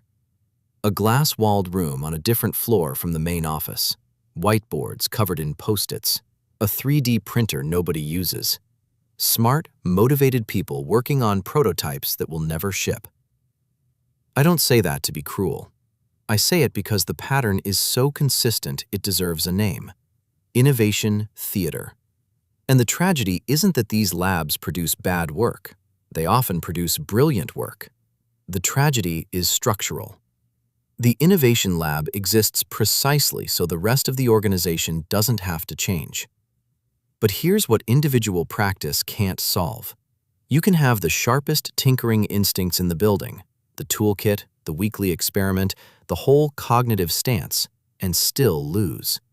If the organization has no mechanism to absorb what experiments teach, if the management structure treats learning as a side effect rather than a goal, the tinkerer burns out or leaves. The organization itself has to change. And the way most organizations try to change, by adding innovation programs on top of execution cultures, is the reason they stay the same. The innovation lab that ate itself. Here's how innovation theater plays out. A company, call it a mid-stage startup, a Fortune 500 division, a government agency, it doesn't matter, recognizes that it needs to innovate more. A senior leader reads a book, attends a conference, feels the urgency. They create a team. They give that team resources, freedom, and a mandate. Go find the future. The team does good work. They build prototypes. They test concepts. They come back with findings that could genuinely change the business. And then, the findings hit the main organization's immune system. The prototypes don't fit the product roadmap, which was locked in during quarterly planning. The concepts require engineering resources that are already allocated to committed features. The budget cycle doesn't have a line item for things we learned from an experiment. The success metrics, revenue, user growth, feature velocity, don't capture, we discovered that our core assumption about customer behavior is wrong. So the prototype sits on a shelf. The team builds the next prototype. The main organization ships the next quarter's features. The innovation lab becomes a talent retention perk, a place for restless engineers to feel creative without disrupting the machine. This is not a failure of people. It's a failure of structure. The innovation lab is a pressure valve, not an engine of change. It exists to absorb the organization's anxiety about not innovating while ensuring the actual operations remain undisturbed. The most telling sign? Ask anyone in the innovation lab what happens to their best ideas. They'll tell you about the prototype that got praised in a demo and then never mentioned again. The concept that required a roadmap change that never came. The user research that contradicted a VP's pet project and was quietly filed away. The lab produces insights. The organization has no mechanism to metabolize them. The lab and the main organization run on different operating systems, and there's no translator between them. You can't grow a garden by putting all the seeds in one corner of the yard and calling it the garden zone. Seeds need to be where the conditions are right: the soil, the light, the water. Tinkering needs to be where the real work happens.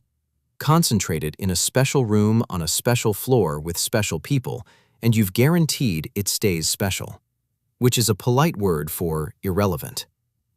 The same diagnosis applies to hackathons and 20% time.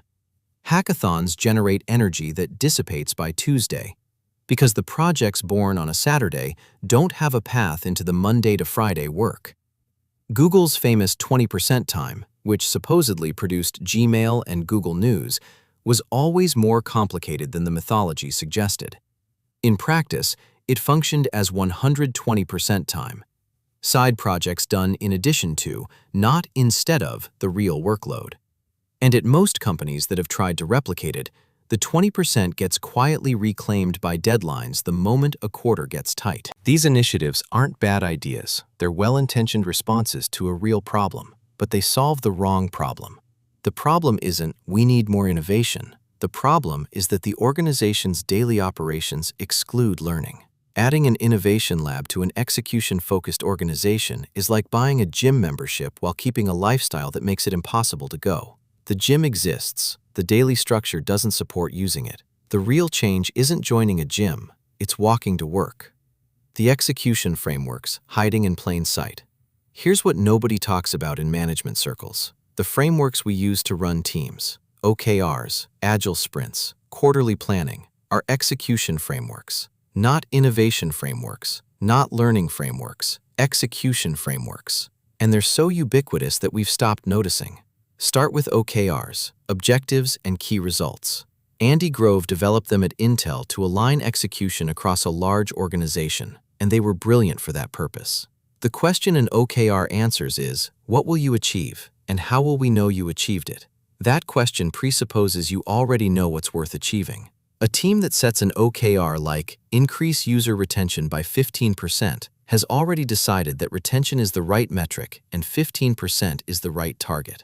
They've skipped the tinkering, the part where you ask why users are leaving, whether retention is the right lens, and what assumptions the 15% target encodes. The OKR begins where learning ends. John Doerr's Measure What Matters popularized OKRs as a universal management tool, but Doerr himself inherited the framework from Grove at Intel, a semiconductor company where the physics of chip manufacturing made objectives relatively clear. Make chips faster, smaller, cheaper is a well-defined problem space. The innovation needed to achieve it was engineering innovation, solving known problems with novel methods. OKRs excel at aligning organizations around known problems. They're almost useless for discovering which problems are worth solving in the first place. Now look at agile sprints. The question a sprint answers is, what will you ship in the next 2 weeks? That question presupposes that shipping is the goal. A sprint review asks the team to demonstrate what they delivered. An experiment that produces only a learning. We tested 3 pricing models and discovered our assumption about price sensitivity was wrong. Shows up in a sprint review as no progress, no deliverable, nothing to demo. The team learns to avoid experiments that don't produce shippable output. Quarterly planning is the same dynamic writ large. The question it answers is, what will you deliver in the next 90 days? Time allocated to experimentation is the first thing cut when deadlines approach, because experiments have uncertain payoffs while feature commitments have contractual ones. I've sat in quarterly planning meetings where a VP crossed out the team's experimentation goals with a single sentence. Let's focus on what we can commit to. Nobody argued. The logic felt airtight. Commitments are concrete. Experiments are speculative. Why would you sacrifice the certain for the uncertain? The answer, of course, is that the certain commitments are built on assumptions that nobody has tested, which makes them speculative too. They just don't look speculative because they have deadlines attached. I want to be precise here. None of these frameworks are bad. They solve a real coordination problem. How do you align dozens or hundreds of people toward shared outcomes? The issue is that they're incomplete. They manage execution superbly. They manage learning not at all. And what gets measured gets optimized. When your entire management infrastructure measures execution, features shipped, targets hit, commitments met, every team will optimize for execution, regardless of what the company's innovation strategy says. At Reframe, we lived this. For our first few years, we ran sprints the conventional way. Every 2 weeks, the question was, what did we ship? And we shipped a lot, feature after feature. The team was productive, the velocity charts looked great, and the product improved slowly because we were building on assumptions we'd never tested. We shipped features users didn't need, optimized flows based on guesses about behavior, and treated the sprint velocity metric as proof that things were going well. The breakthrough came when we changed one question: what embedded tinkering looks like. The shift at Reframe didn't start with a new framework or a reorganization. It started with a single addition to our daily stand-up. Alongside, what did you ship yesterday? We added, what did you learn yesterday? That question changed everything. Not immediately. The first week, people treated it as a throwaway. I learned that the API was slower than I expected. Factual, safe, operational. But after a few weeks, the question started doing real work. Engineers reported testing assumptions about user behavior. Designers shared experiments with interaction patterns. Product managers surfaced hypotheses they'd validated or killed with quick tests. The stand-up question worked because it made learning visible. In an execution-oriented team, learning is invisible. It happens accidentally, as a side effect of building. Making it a daily, public question elevated it to the same status as shipping. You could walk into our stand-up and hear an engineer say, I didn't ship anything yesterday, but I learned that our onboarding assumption about user motivation is wrong, and here's the test I ran. And that was a good day. From that single change, we developed a set of practices that I've come to think of as embedded tinkering, experimentation woven into the daily work, not cordoned off in a special program. Here's what it looks like in practice. The experiment ticket. In sprint planning, we allocate explicit experimentation tickets alongside delivery tickets. An experiment ticket has a different structure from a feature ticket. Instead of a requirement and acceptance criteria, it has a hypothesis, a test, and an expected learning. We believe that users who see social proof in the onboarding flow will complete day 1 at a higher rate. Test. A/B test with and without social proof for 1 week. Expected learning. Whether social proof affects completion, and if so, by how much. The deliverable isn't a feature, it's knowledge. The learning budget. We reserve roughly 20% of each sprint's capacity for experimentation. This is not 20% time in the Google sense. It's not personal passion projects. It's 20% of the team's sprint capacity dedicated to testing assumptions about the product, the market, or the process. The team decides together which assumptions to test, just as they decide together which features to build. The experimentation is as collaborative and structured as the execution.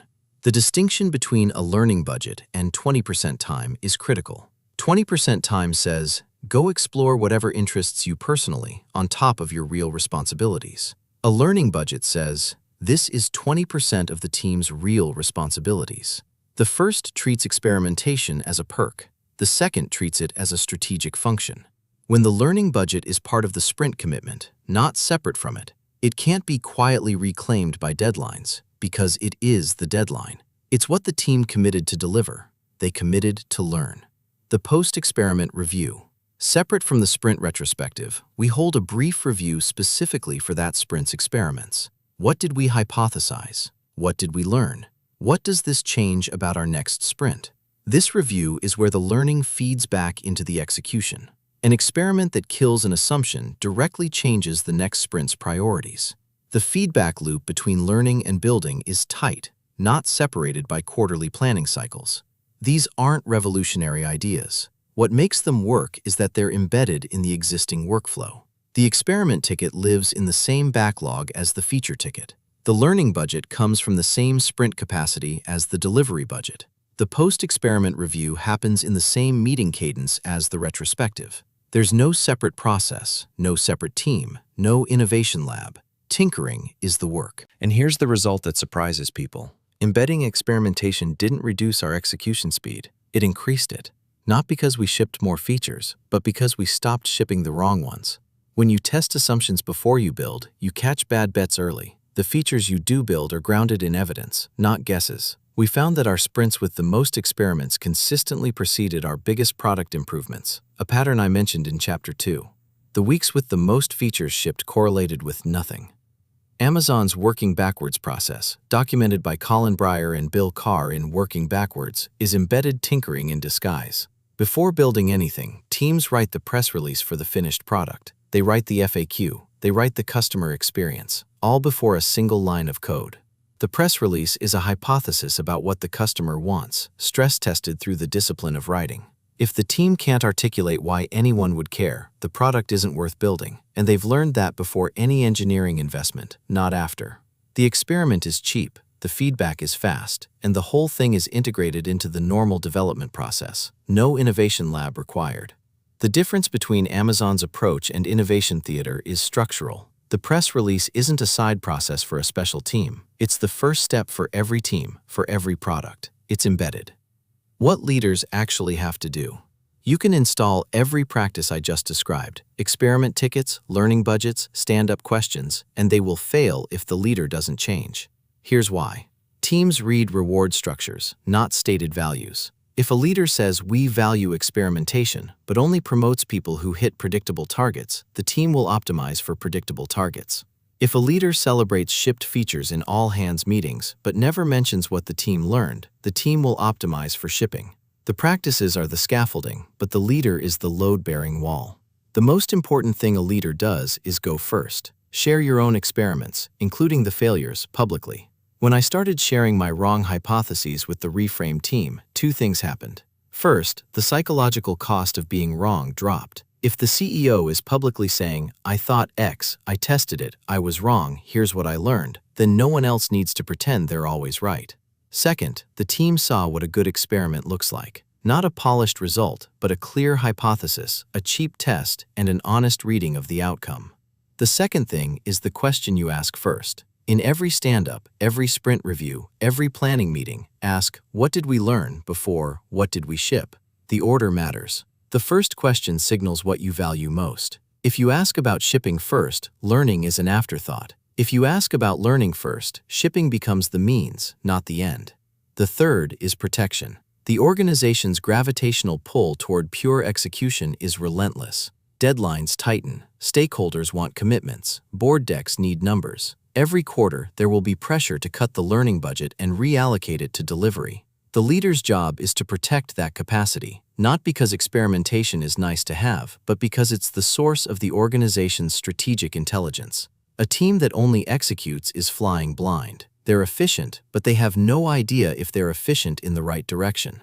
The fourth, and this is the one that most leaders get wrong, is what you reward. A failed experiment that produces genuine learning should be celebrated with the same energy as a successful launch. Not in a patronizing way, great effort team, but substantively. This experiment killed an assumption that would have cost us 3 months of engineering time. That's one of the most valuable things we did this quarter.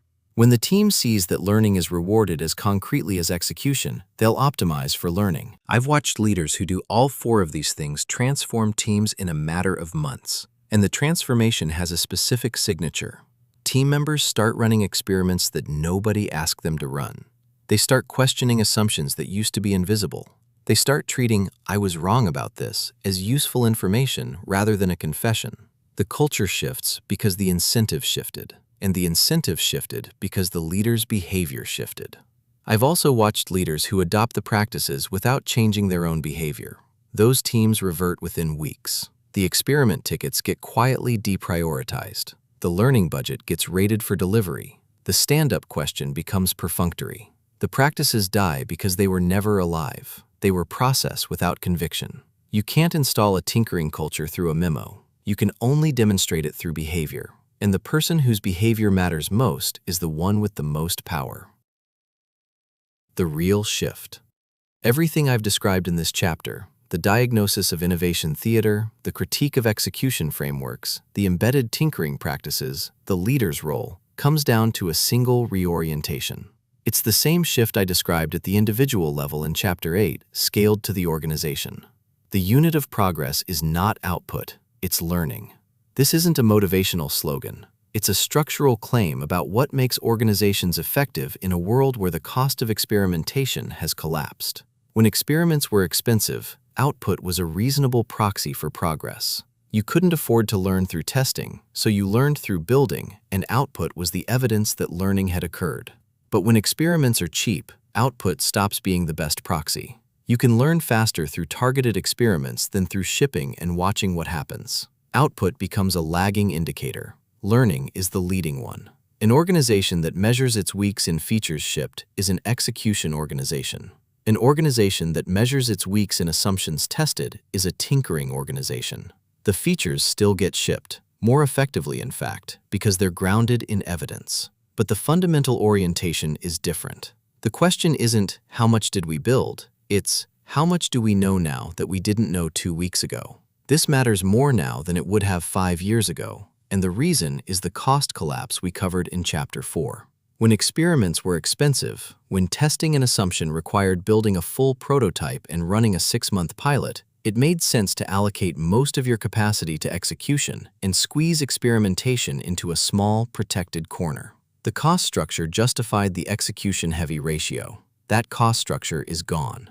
AI has compressed the cost of testing assumptions by 10 to 100 times. A hypothesis that would have required a month of engineering can be tested in an afternoon with a prototype built in partnership with AI.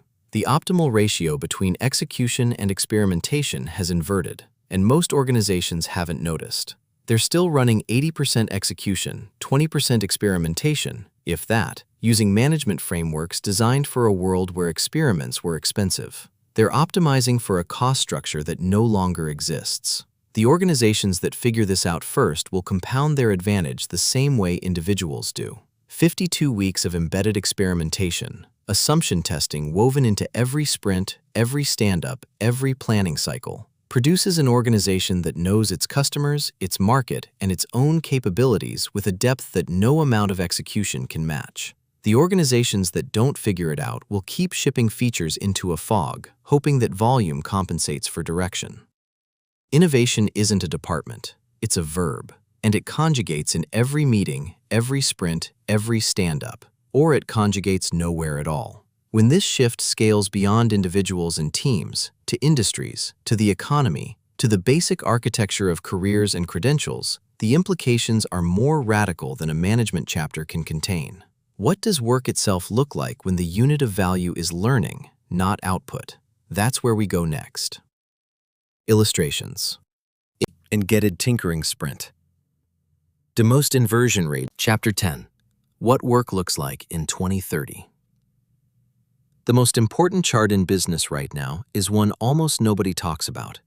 It shows revenue per employee at the fastest-growing companies over the past decade. And the line doesn't just go up, it goes vertical. In 2012, Instagram had 13 employees when Facebook acquired it for $1 billion. WhatsApp had 55 employees when it sold for $19 billion. These were treated as anomalies, freakishly capital-efficient startups built by freakishly talented engineers. But the anomaly is becoming the pattern. Today, AI-native startups are launching with 2 or 3 people and reaching millions of users within months. Not because they've found some trick, but because the economics of building have fundamentally changed. The execution that used to require a team of 20, design, code, marketing copy, data analysis, customer support, can now be handled by a single person with good judgment and an AI toolkit. This isn't a prediction about 2030. This is what's already happening in 2025. The prediction is about what it means when this becomes the norm rather than the exception. Most conversations about the future of work focus on the wrong question. They ask, how will teams use AI tools? As if the basic architecture of work, companies hiring employees who earn credentials to fill roles defined by job descriptions, will remain intact, just with better software. That frame misses what's actually happening.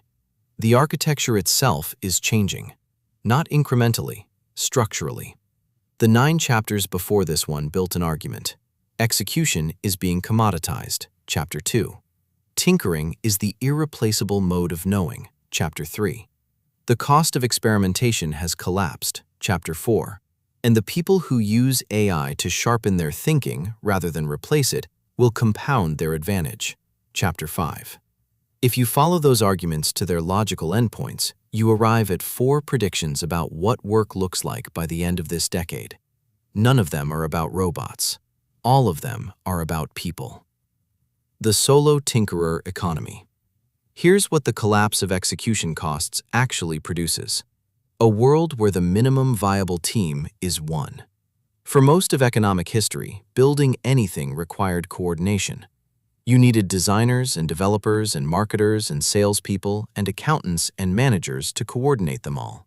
The value of a company was, in part, the value of that coordination.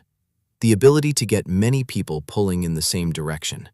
Firms existed, as economist Ronald Coase argued in 1937, because certain transactions were cheaper to manage inside an organization than on the open market. AI is inverting Coase. When a single person can use AI to write code, generate designs, draft marketing copy, analyze user data, handle customer questions, and manage finances, the coordination costs that justified large teams evaporate. The firm doesn't disappear, but its minimum viable size collapses. What used to require a company now requires a person. And not a superhuman person, a person with taste. I've watched this happen in real time. When we built Reframe's first prototype, it took months of work across multiple people. Design iterations, engineering sprints, content development, user testing coordination. Today, I watch solo founders in YC's network ship comparable products in weeks. Not because they're better engineers than my team was, because the cost of each step has fallen so far that one person's judgment can replace 20 people's labor. The bottleneck isn't capacity anymore, it's clarity. knowing what to build, for whom, and why. This is the solo tinkerer economy, an economic landscape where individuals with strong taste and a tinkering habit, people who know how to test ideas against reality quickly and cheaply, can build businesses that would have required venture-backed teams a decade ago. The solopreneur explosion on social media isn't a fad. It's the first wave of a structural shift. Venture capitalists have already noticed. Funding rounds that once required a slide showing the team, 8 headshots, impressive titles, complementary skill sets, are now going to individuals. Not because VCs have gotten reckless, but because the math has changed. Revenue per employee at AI-native companies is often 10 to 50 times higher than at traditional startups. A solo founder generating $1 million in annual revenue isn't a curiosity anymore. It's a business model. The implication for everyone else, the people working inside organizations, is just as significant. If one person with good judgment can outperform a mediocre team of 20, then organizations face a stark choice. Either every person on your team is there because their judgment adds something AI can't replicate, or you're overstaffed and your competitors will eat you alive. Headcount stops being a measure of capacity and starts being a liability. The question shifts from how many people do we need to does each person here make decisions that are worth more than what AI alone would produce? That's an uncomfortable question. It should be. The end of best practices.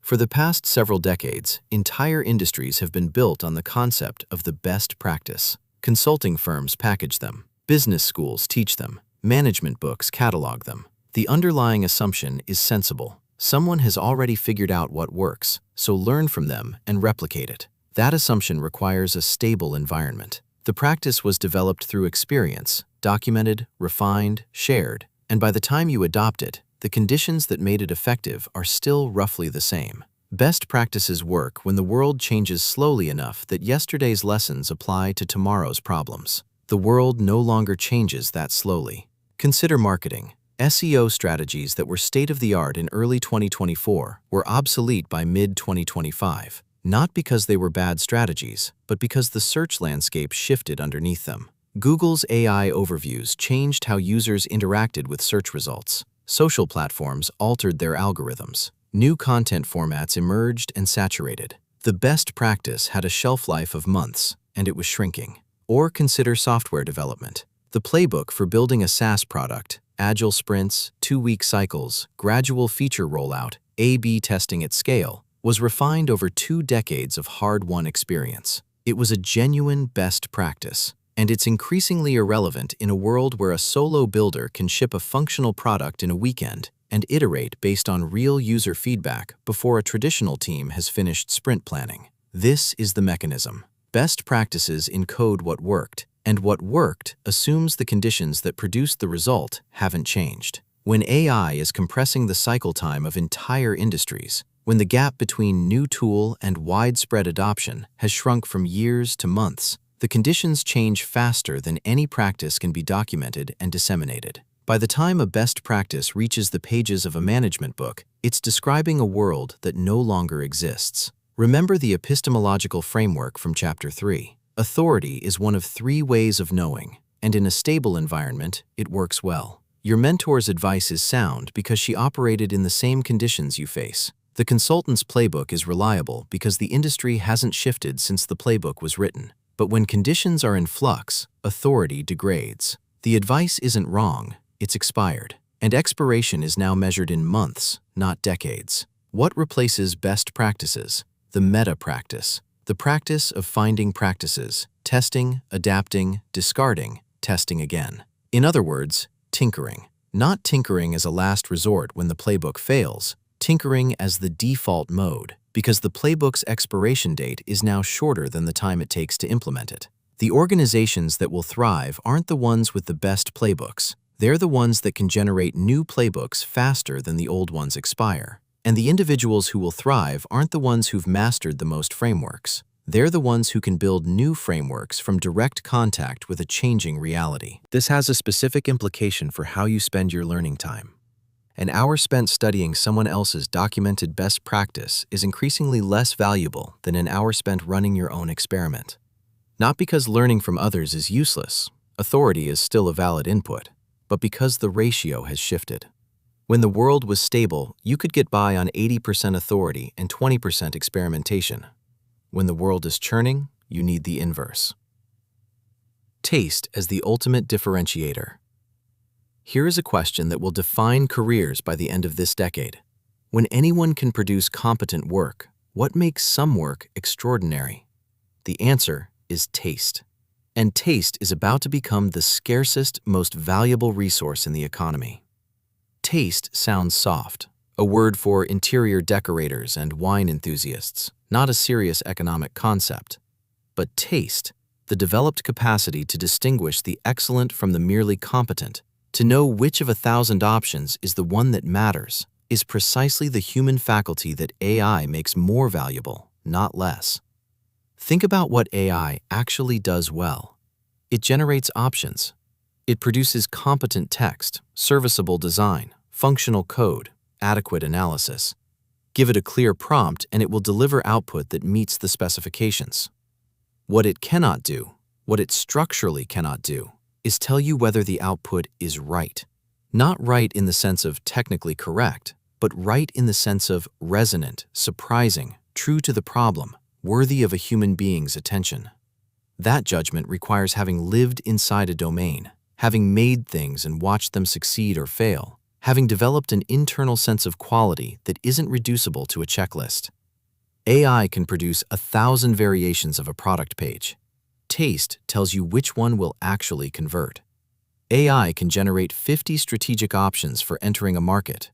Taste tells you which 3 are worth testing. AI can write 100 drafts of an email campaign. Taste tells you which one sounds like a human being wrote it because they had something to say. This is already playing out across creative industries. The explosion of AI-generated content, images, text, music, video, hasn't made human creators less valuable. It has split them into 2 groups. Those who were primarily valued for execution skill, the ability to produce competent output on demand, are finding their work commoditized. Those who were valued for editorial judgment, the ability to know what's worth making and what's not, are finding themselves more in demand than ever.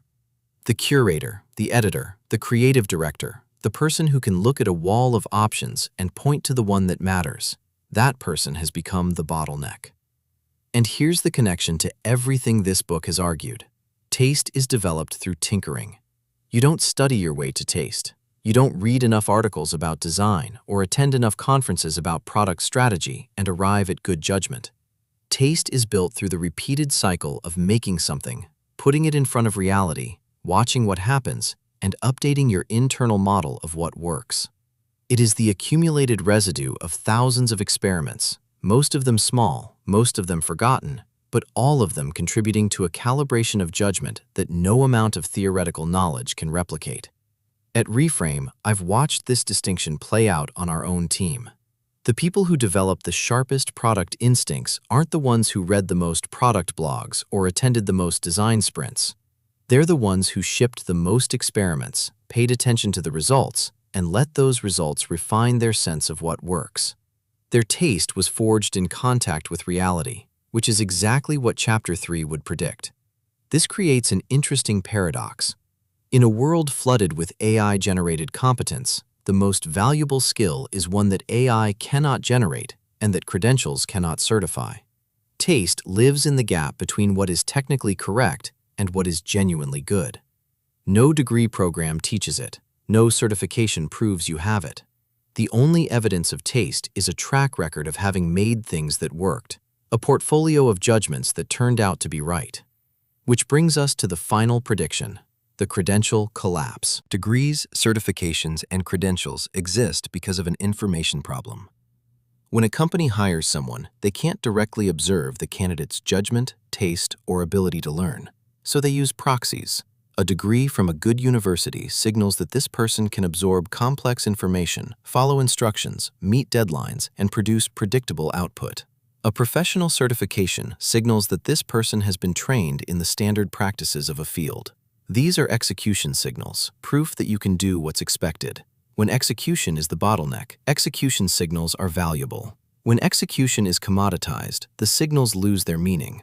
We're already seeing this. Google, Apple, IBM, and dozens of other major companies have publicly dropped degree requirements for many positions. Not as a PR stunt, but because they've looked at their own data and found that a college degree is a poor predictor of job performance in roles where the work involves judgment, experimentation, and rapid learning. Coding bootcamps and portfolio-based hiring pipelines have outperformed traditional CS degree pipelines for many employers. Not because bootcamp graduates know more, but because the hiring process selects for people who can demonstrate what they've built, not just what they've studied.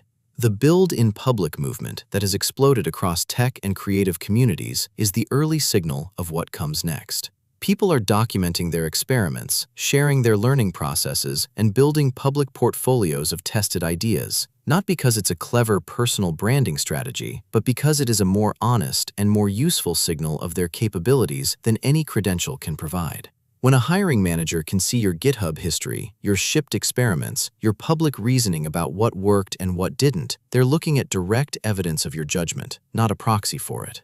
This is the credential collapse, the transition from a world where you prove your value through institutional certification to a world where you prove your value through a portfolio of experiments. Here's what I tested, what I learned, and what I built from that learning becomes the new resume. Not because the old system was fraudulent, it served a real purpose in a world where execution was scarce, but because the world it was designed for is disappearing. The analogy that keeps coming to mind: credentials in 2030 will be like fax machines, technically still functional, still present in offices and institutions that haven't updated their infrastructure, but no one serious relies on them for the work they were originally designed to do. The information travels faster through other channels now. This has enormous implications, and they cut both ways. For people who've built careers on credentials, the prestigious degree, the right certifications, the progression through recognized institutions, this is destabilizing. The signal that you spent years acquiring is depreciating, not because you didn't earn it, but because the market it was designed to impress is evolving faster than the credentialing system can update. But for people who've been locked out of the credential economy, who didn't attend the right school, who took a non-linear path, who have a track record of experiments but no formal certification, this is liberation. The portfolio of experiments is a more democratic signal than the university degree. It measures what you've actually done, not where you happen to go to school. It rewards learning speed and experimental range, exactly the qualities that matter in the tinkering economy. I came to this understanding through my own experience. My path from chemical engineering at Georgia Tech to neuroscience-informed app development wasn't legible through any credential system. No degree covered the intersection of chemical feedback loops, OCD neuroscience, behavioral design, and mobile product development. What made Reframe possible wasn't any single credential, it was the accumulated judgment from crossing domains and testing ideas at each intersection. If I'd optimized for credentials, I'd have a PhD in one field and a deep expertise that AI is now commoditizing. Instead, the detours became the point. The credential collapse isn't a prediction about some distant future. It's a description of a transition already underway, one that everything in this book makes inevitable. When execution is commoditized and the irreplaceable skill is experimentation, when the cost of testing ideas approaches zero and the people who tinker compound their advantage while everyone else falls behind, when cross-domain synthesis replaces deep specialization as the highest form of expertise, then of course the system we use to certify people will change. The credentials were designed for the execution economy. The execution economy is dying. The credentials will follow. The compound prediction.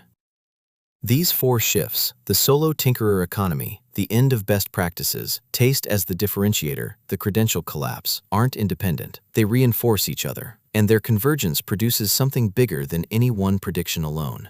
When solo tinkerers can build what used to require teams, organizations must justify every hire not by their credentials, but by their judgment. When best practices expire faster than they can be documented, the ability to generate new practices through experimentation becomes more valuable than any existing playbook. When taste is the scarcest resource, the people who've developed it through years of tinkering command a premium that no credential can match. And when credentials collapse, the entire filtering mechanism of the economy shifts from what institution certified you to what have you actually built and learned. Follow the threads to their convergence, and you see the outline of a fundamentally different economy. One where the unit of economic value is the individual with judgment, not the organization with headcount. Where the pace of learning matters more than the depth of knowledge. Where your track record of experiments is your most valuable professional asset. Where the question isn't, what are you qualified to do, but what have you figured out that nobody else has? This is the transition. And like every major economic transition, agriculture to industry, industry to information, information to whatever comes next, it doesn't arrive with an announcement. It arrives through 1,000 small shifts that are individually ignorable and collectively irreversible.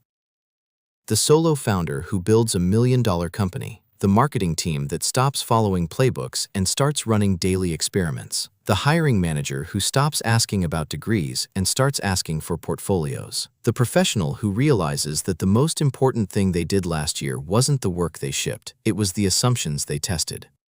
By 2030, these shifts will be visible to everyone. The question is whether you'll have spent the intervening years preparing for this world or clinging to the previous one.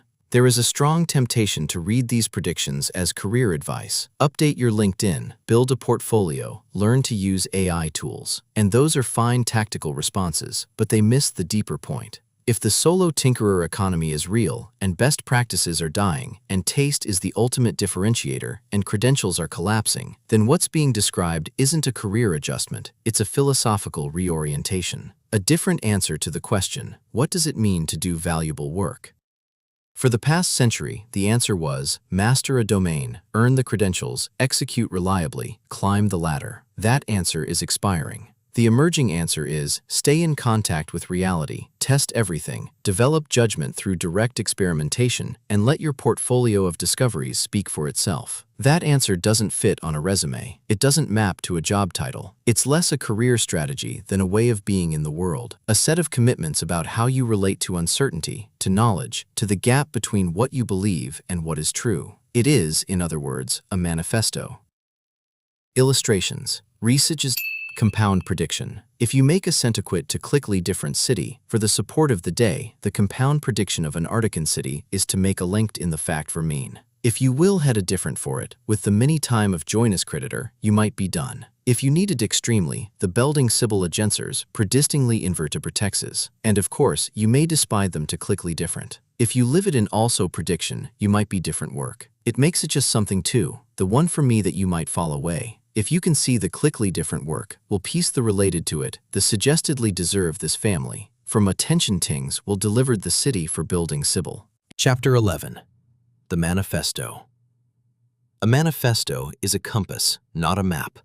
It doesn't tell you where to go, it tells you which direction matters. I've spent nearly a decade building something that helps people change. Reframe started as a craving button that nobody pressed. A beautiful theory that died on contact with 5 actual users. What replaced it wasn't a better theory, it was a commitment to stop theorizing and start watching. Watching what people did, not what we thought they should do. Testing what worked, not defending what was supposed to work. The company that grew from that commitment has helped 5 million people change their relationship with alcohol. The theory didn't build that, tinkering did. Everything in this book comes from that same conviction, that the people who will thrive in the AI age aren't the ones with the best plans or the deepest credentials, but the ones who make contact with reality faster and more often than everyone else. Not because planning and credentials are worthless, they aren't, but because the world has changed in a way that inverts their relationship to action. When experiments were expensive, planning was a rational strategy. When experiments are nearly free, planning is a way of hiding. You already know this. If you've read the preceding 10 chapters, you know the argument. You've seen the epistemology, the economics, the tools, the practice, the organizational implications, and the projections. What follows isn't a summary of those arguments. It's a distillation of them into something harder, a set of commitments. A manifesto is dangerous because it asks you to stop nodding and start declaring. It asks you to stand somewhere. Here's where I stand. The declarations. Contact with reality beats theory every time. Theory is a flashlight. It helps you see where to point your attention, but the flashlight doesn't tell you what's actually in the room. Only walking into the room does that. The Wright brothers had the same physics textbooks as Samuel Langley. They had inferior funding, inferior credentials, inferior institutional backing. They had one advantage.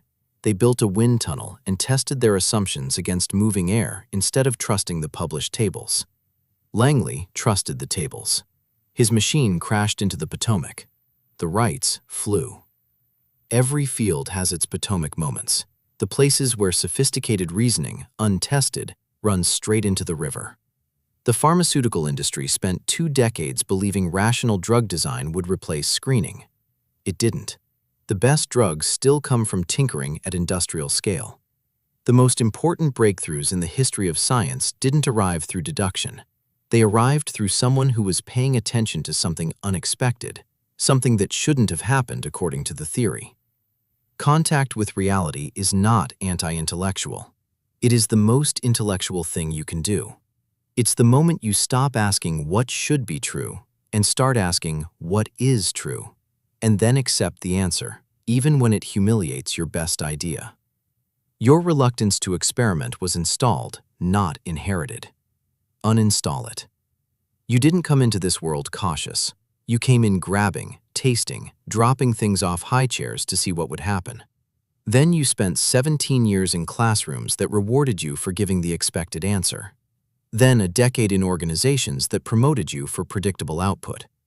The result is a deeply grooved habit of checking before trying, planning before testing, asking permission before acting. That habit feels like prudence. It feels like professionalism. It feels like who you are. It isn't who you are. It's software, installed over decades by systems that needed compliant executors. And like any software, it can be updated. The update doesn't require you to become reckless. It requires you to notice the moments when you hesitate, not because the experiment is risky, but because no one told you it was allowed. That hesitation is the installation talking. Override it. The bottleneck moved. Stop optimizing for the old one. For most of the 20th century, the scarce resource was execution, the ability to produce competent code, clear writing, reliable analysis, polished design. Organizations built entire hierarchies to manage execution. Careers were built on being the person who could do the thing well. AI just made that resource abundant, not slightly more available, abundant, the way electricity made candlelight abundant. When execution was the bottleneck, getting better at execution was the rational strategy.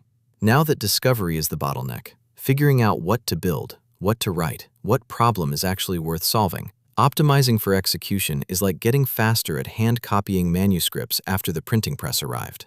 You can do it. You can be the best in the world at it. But the world moved upstream, and it's not coming back.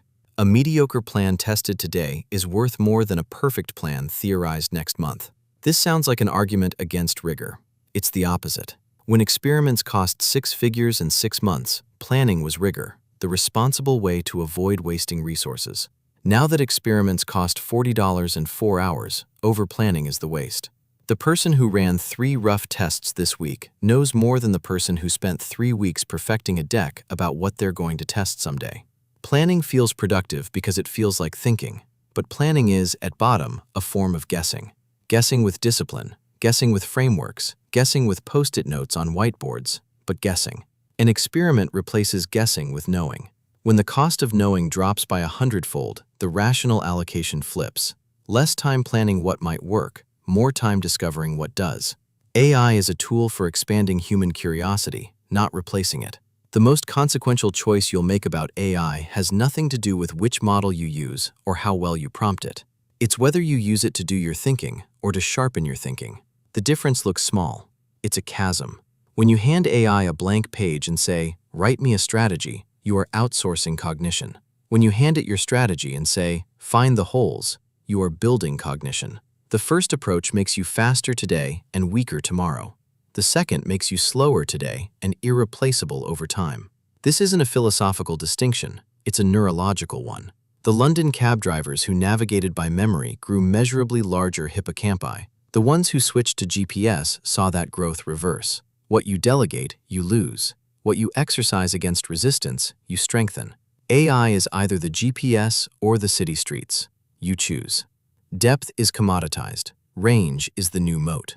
Traditional expertise, the 50,000 domain-specific patterns stored in one brain over a decade of practice, used to be the moat. AI swallowed the moat. Any model can now match a board-certified dermatologist at skin lesion classification, a senior developer at code review, a financial analyst at pattern recognition. The pattern library in your head, painstakingly accumulated, is being rebuilt in silicon overnight. What can't be rebuilt is the ability to import a framework from one domain into another and test whether the import holds. The chemical engineer who carries systems thinking into neuroscience, the calligrapher who carries aesthetic judgment into computing, the oncologist who carries epidemiological reasoning into product design. These cross-domain collisions produce insights that no single domain expert, human or artificial, can generate, because they require having genuinely inhabited multiple fields, not just read about them. The future doesn't belong to the deepest expert in one domain. It belongs to the person who can carry a framework from biology into product design, from physics into organizational strategy, from street-level pattern recognition into boardroom decisions, and test whether the import holds. Stop asking AI for answers. Start asking it for better questions. The difference between "write me a marketing strategy" and "here are my 3 assumptions about our customers, build the strongest case that all 3 are wrong" is the difference between using a calculator and sparring with a coach. The calculator gives you a number. The coach makes you a better fighter. Every time you prompt AI to think for you, you get output. Every time you prompt it to think against you, you get insight. Insight compounds. Output doesn't. Every assumption is a hypothesis waiting to be tested. You are currently operating on hundreds of assumptions you've never tested, about what your customers want, about what your team is capable of, about what your market will pay, about what your manager cares about what would happen if you tried something different. These assumptions run in the background of every decision you make, like unfixed bugs in production code. Most of them are probably right. Some of them are catastrophically wrong, and you have no idea which is which, because you've never tested them. The weekly experiment is the practice of surfacing one assumption, designing a cheap test, and letting reality tell you whether your belief was knowledge or habit. 52 experiments a year, 260 over 5 years. Each one a tiny collision with reality. Each collision either confirming what you know or revealing what you don't. Either way, you're richer for it. Learning is the work. Everything else is a byproduct. The standard workflow measures deliverables: features shipped, reports filed, campaigns launched, deals closed. Learning is invisible in that accounting. No sprint planning meeting asks, "What did you discover?" No performance review rewards, "I ran 12 experiments and 7 of my assumptions were wrong." This is a catastrophic omission.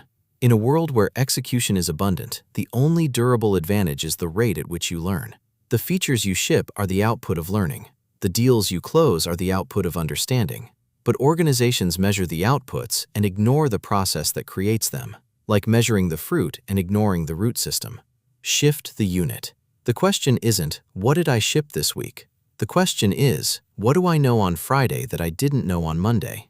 If the answer is nothing, you had a busy week. You didn't have a productive one. Innovation isn't a department, it's a verb. Innovation labs, hackathons, 20% time, skunkworks. These are pressure valves, ways for an organization to say, "We innovate," while the core operation remains unchanged. Quarantine experimentation in a special unit, and you guarantee it stays quarantined. The alternative is embedding experimentation into daily operations, adding "What did you learn?" to every stand-up, creating experiment tickets alongside feature tickets, protecting 20% of sprint capacity for testing ideas, not as a perk, but as a commitment. This is harder than building an innovation lab. It doesn't photograph well for the annual report, but it's the only approach that compounds. Because when experimentation is everyone's job, the learning rate of the entire organization multiplies. The question matters more than the answer. Answers depreciate. The right answer to "How should we build this?" has a half-life measured in months. The right answer to "What should we build?" has a half-life measured in quarters. Even the most brilliant strategic insight decays as conditions change. Questions appreciate. What are we assuming that we haven't tested? Never expires. What would have to be true for this to fail gets more valuable under pressure. What do we know now that we didn't know last week? Compounds with every answer it generates. A tinkerer's value isn't in the answers they've accumulated. It's in the quality of the questions they ask, and their willingness to let reality answer. The future belongs not to those who know the most, but to those who learn the fastest. This is the sentence the entire book has been building toward. Not a prediction, a principle. When knowledge is abundant and execution is commoditized, the scarce resource is the speed at which you can learn what's true. Not what should be true. Not what the consensus says is true. What is actually, empirically, testably true, right now, in your specific context, with your specific constraints. The people who learn the fastest will build the companies that matter. They'll solve the problems that count. They'll navigate uncertainty while everyone else is still waiting for the fog to clear. Not because they're smarter, because they're in motion. The commitment. Declarations are easy. You can read them, nod, feel a surge of recognition, and go back to your Tuesday exactly as it was. The gap between believing something and living it is wide enough to lose a career in. What follows is harder than the declarations. It's what it means to actually commit to this way of being, not as a productivity framework, not as a career strategy, but as an orientation toward reality. The tinkerer values contact over comfort. When a belief feels true and comfortable, that's when the tinkerer tests it hardest. Not out of masochism, out of the recognition that comfort is where assumptions hide. The most expensive mistakes aren't the ones that hurt immediately. They're the ones that feel fine for years because nobody bothered to check. The tinkerer would rather know the uncomfortable truth today than discover the comfortable lie next quarter. The tinkerer measures their week in experiments, not deliverables. This is a quiet revolution in self-assessment. Most professionals answer, "How was your week?" with a list of things they completed. The tinkerer answers with a list of things they learned. Completions are evidence of effort. Learnings are evidence of growth. Both matter. But in a world where AI can complete almost anything, growth is the differentiator. The tinkerer treats every belief as provisional, including this one. There is a deep irony in writing a manifesto about tinkering, because a manifesto is a fixed declaration, and tinkering is the practice of updating your beliefs based on evidence. The resolution is this: these declarations are not dogma. They are hypotheses. I believe them because the evidence I've seen supports them. If better evidence arrives, if contact with reality reveals that some of these commitments are wrong, I will update them. That's not weakness. That's the whole point.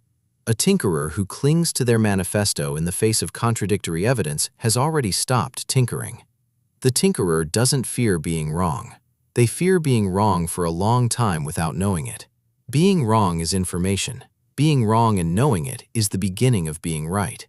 Being wrong and not knowing it, operating on an assumption that quietly undermines every decision built on top of it, that's the real catastrophe. The weekly experiment is insurance against invisible wrongness. It surfaces the beliefs that have been running unchecked and lets reality audit them before the cost of being wrong becomes unbearable. The tinkerer builds to learn, not just to ship. The prototype that nobody uses teaches you something the strategic plan never could, what the world actually does when your idea meets it. The experiment that fails is a success if it updates your model. The feature that ships is a failure if it taught you nothing. Building is not the opposite of thinking. Building is thinking made tangible, thinking that has been forced to survive contact with reality. These commitments are not comfortable. They require you to trade the certainty of a plan for the messiness of a test, to trade the satisfaction of a polished deliverable for the discomfort of a failed hypothesis, to trade the identity of the person who knows for the identity of the person who learns. That trade feels like a loss in the moment. Over months and years, it's the only trade that compounds. The beginning. This is the part where a book is supposed to wind down. Final reflections, warm encouragement, a gentle send-off into the reader's life. Go forth and tinker. That's not what this is. This book ends with a Monday morning. Yours. Not an abstract future Monday, the specific Monday that comes after you close this book. You'll sit down at your desk, open your laptop, and face the same inbox, the same projects, the same team, the same pressures you faced last Monday. Nothing will have changed except one thing. You now know that you have a choice. You can open AI and say, "Write me a draft of this report." Or you can open your notebook and write down 3 things you believe about this project that you've never tested. And then open AI and say, "Here are my assumptions. Build the strongest case that I'm wrong. You can walk into your stand-up and report what you shipped. Or you can also report what you learned and ask your teammates what they learned. You can spend the next quarter executing your plan with increasing efficiency. Or you can spend 1 hour this week identifying the single assumption underneath that plan that, if wrong, would make the entire quarter a waste, and test it before you've invested 3 months in the wrong direction. These aren't dramatic choices. They're small, quiet, barely visible shifts in how you spend your attention. No one will notice the first time, or the second. But the person who runs 52 experiments this year will be in a fundamentally different position than the person who ran 0. Not because any single experiment was transformative, but because the practice of testing beliefs against reality builds a kind of judgment that no amount of planning, reading, or theorizing can match. The manifesto you just read isn't a motivational poster. It's a set of testable claims about how to navigate the most disorienting economic and technological shift in a generation. I believe every declaration in it, but I believe them the way a tinkerer believes anything, provisionally, with evidence, ready to update. So here's the final commitment, the one that holds all the others together. Don't believe this manifesto. Test it. Pick one declaration, whichever one made you nod hardest or resist most. Design the cheapest experiment you can. Run it this week. See what happens. If I'm right, you'll have learned something true about how the world works. If I'm wrong, you'll have learned something true about how the world works. Either way, you'll have made contact with reality, and that is the only place where knowledge lives. The manifesto starts when you close this book. Illustrations: bottleneck inversion, GPS brain, navigator brain, fruit and roots, acknowledgements. This book exists because of the researchers, thinkers, and practitioners whose work illuminated these questions, and because of the millions of people who had the courage to confront their cravings, share their stories, and teach us what recovery really looks like.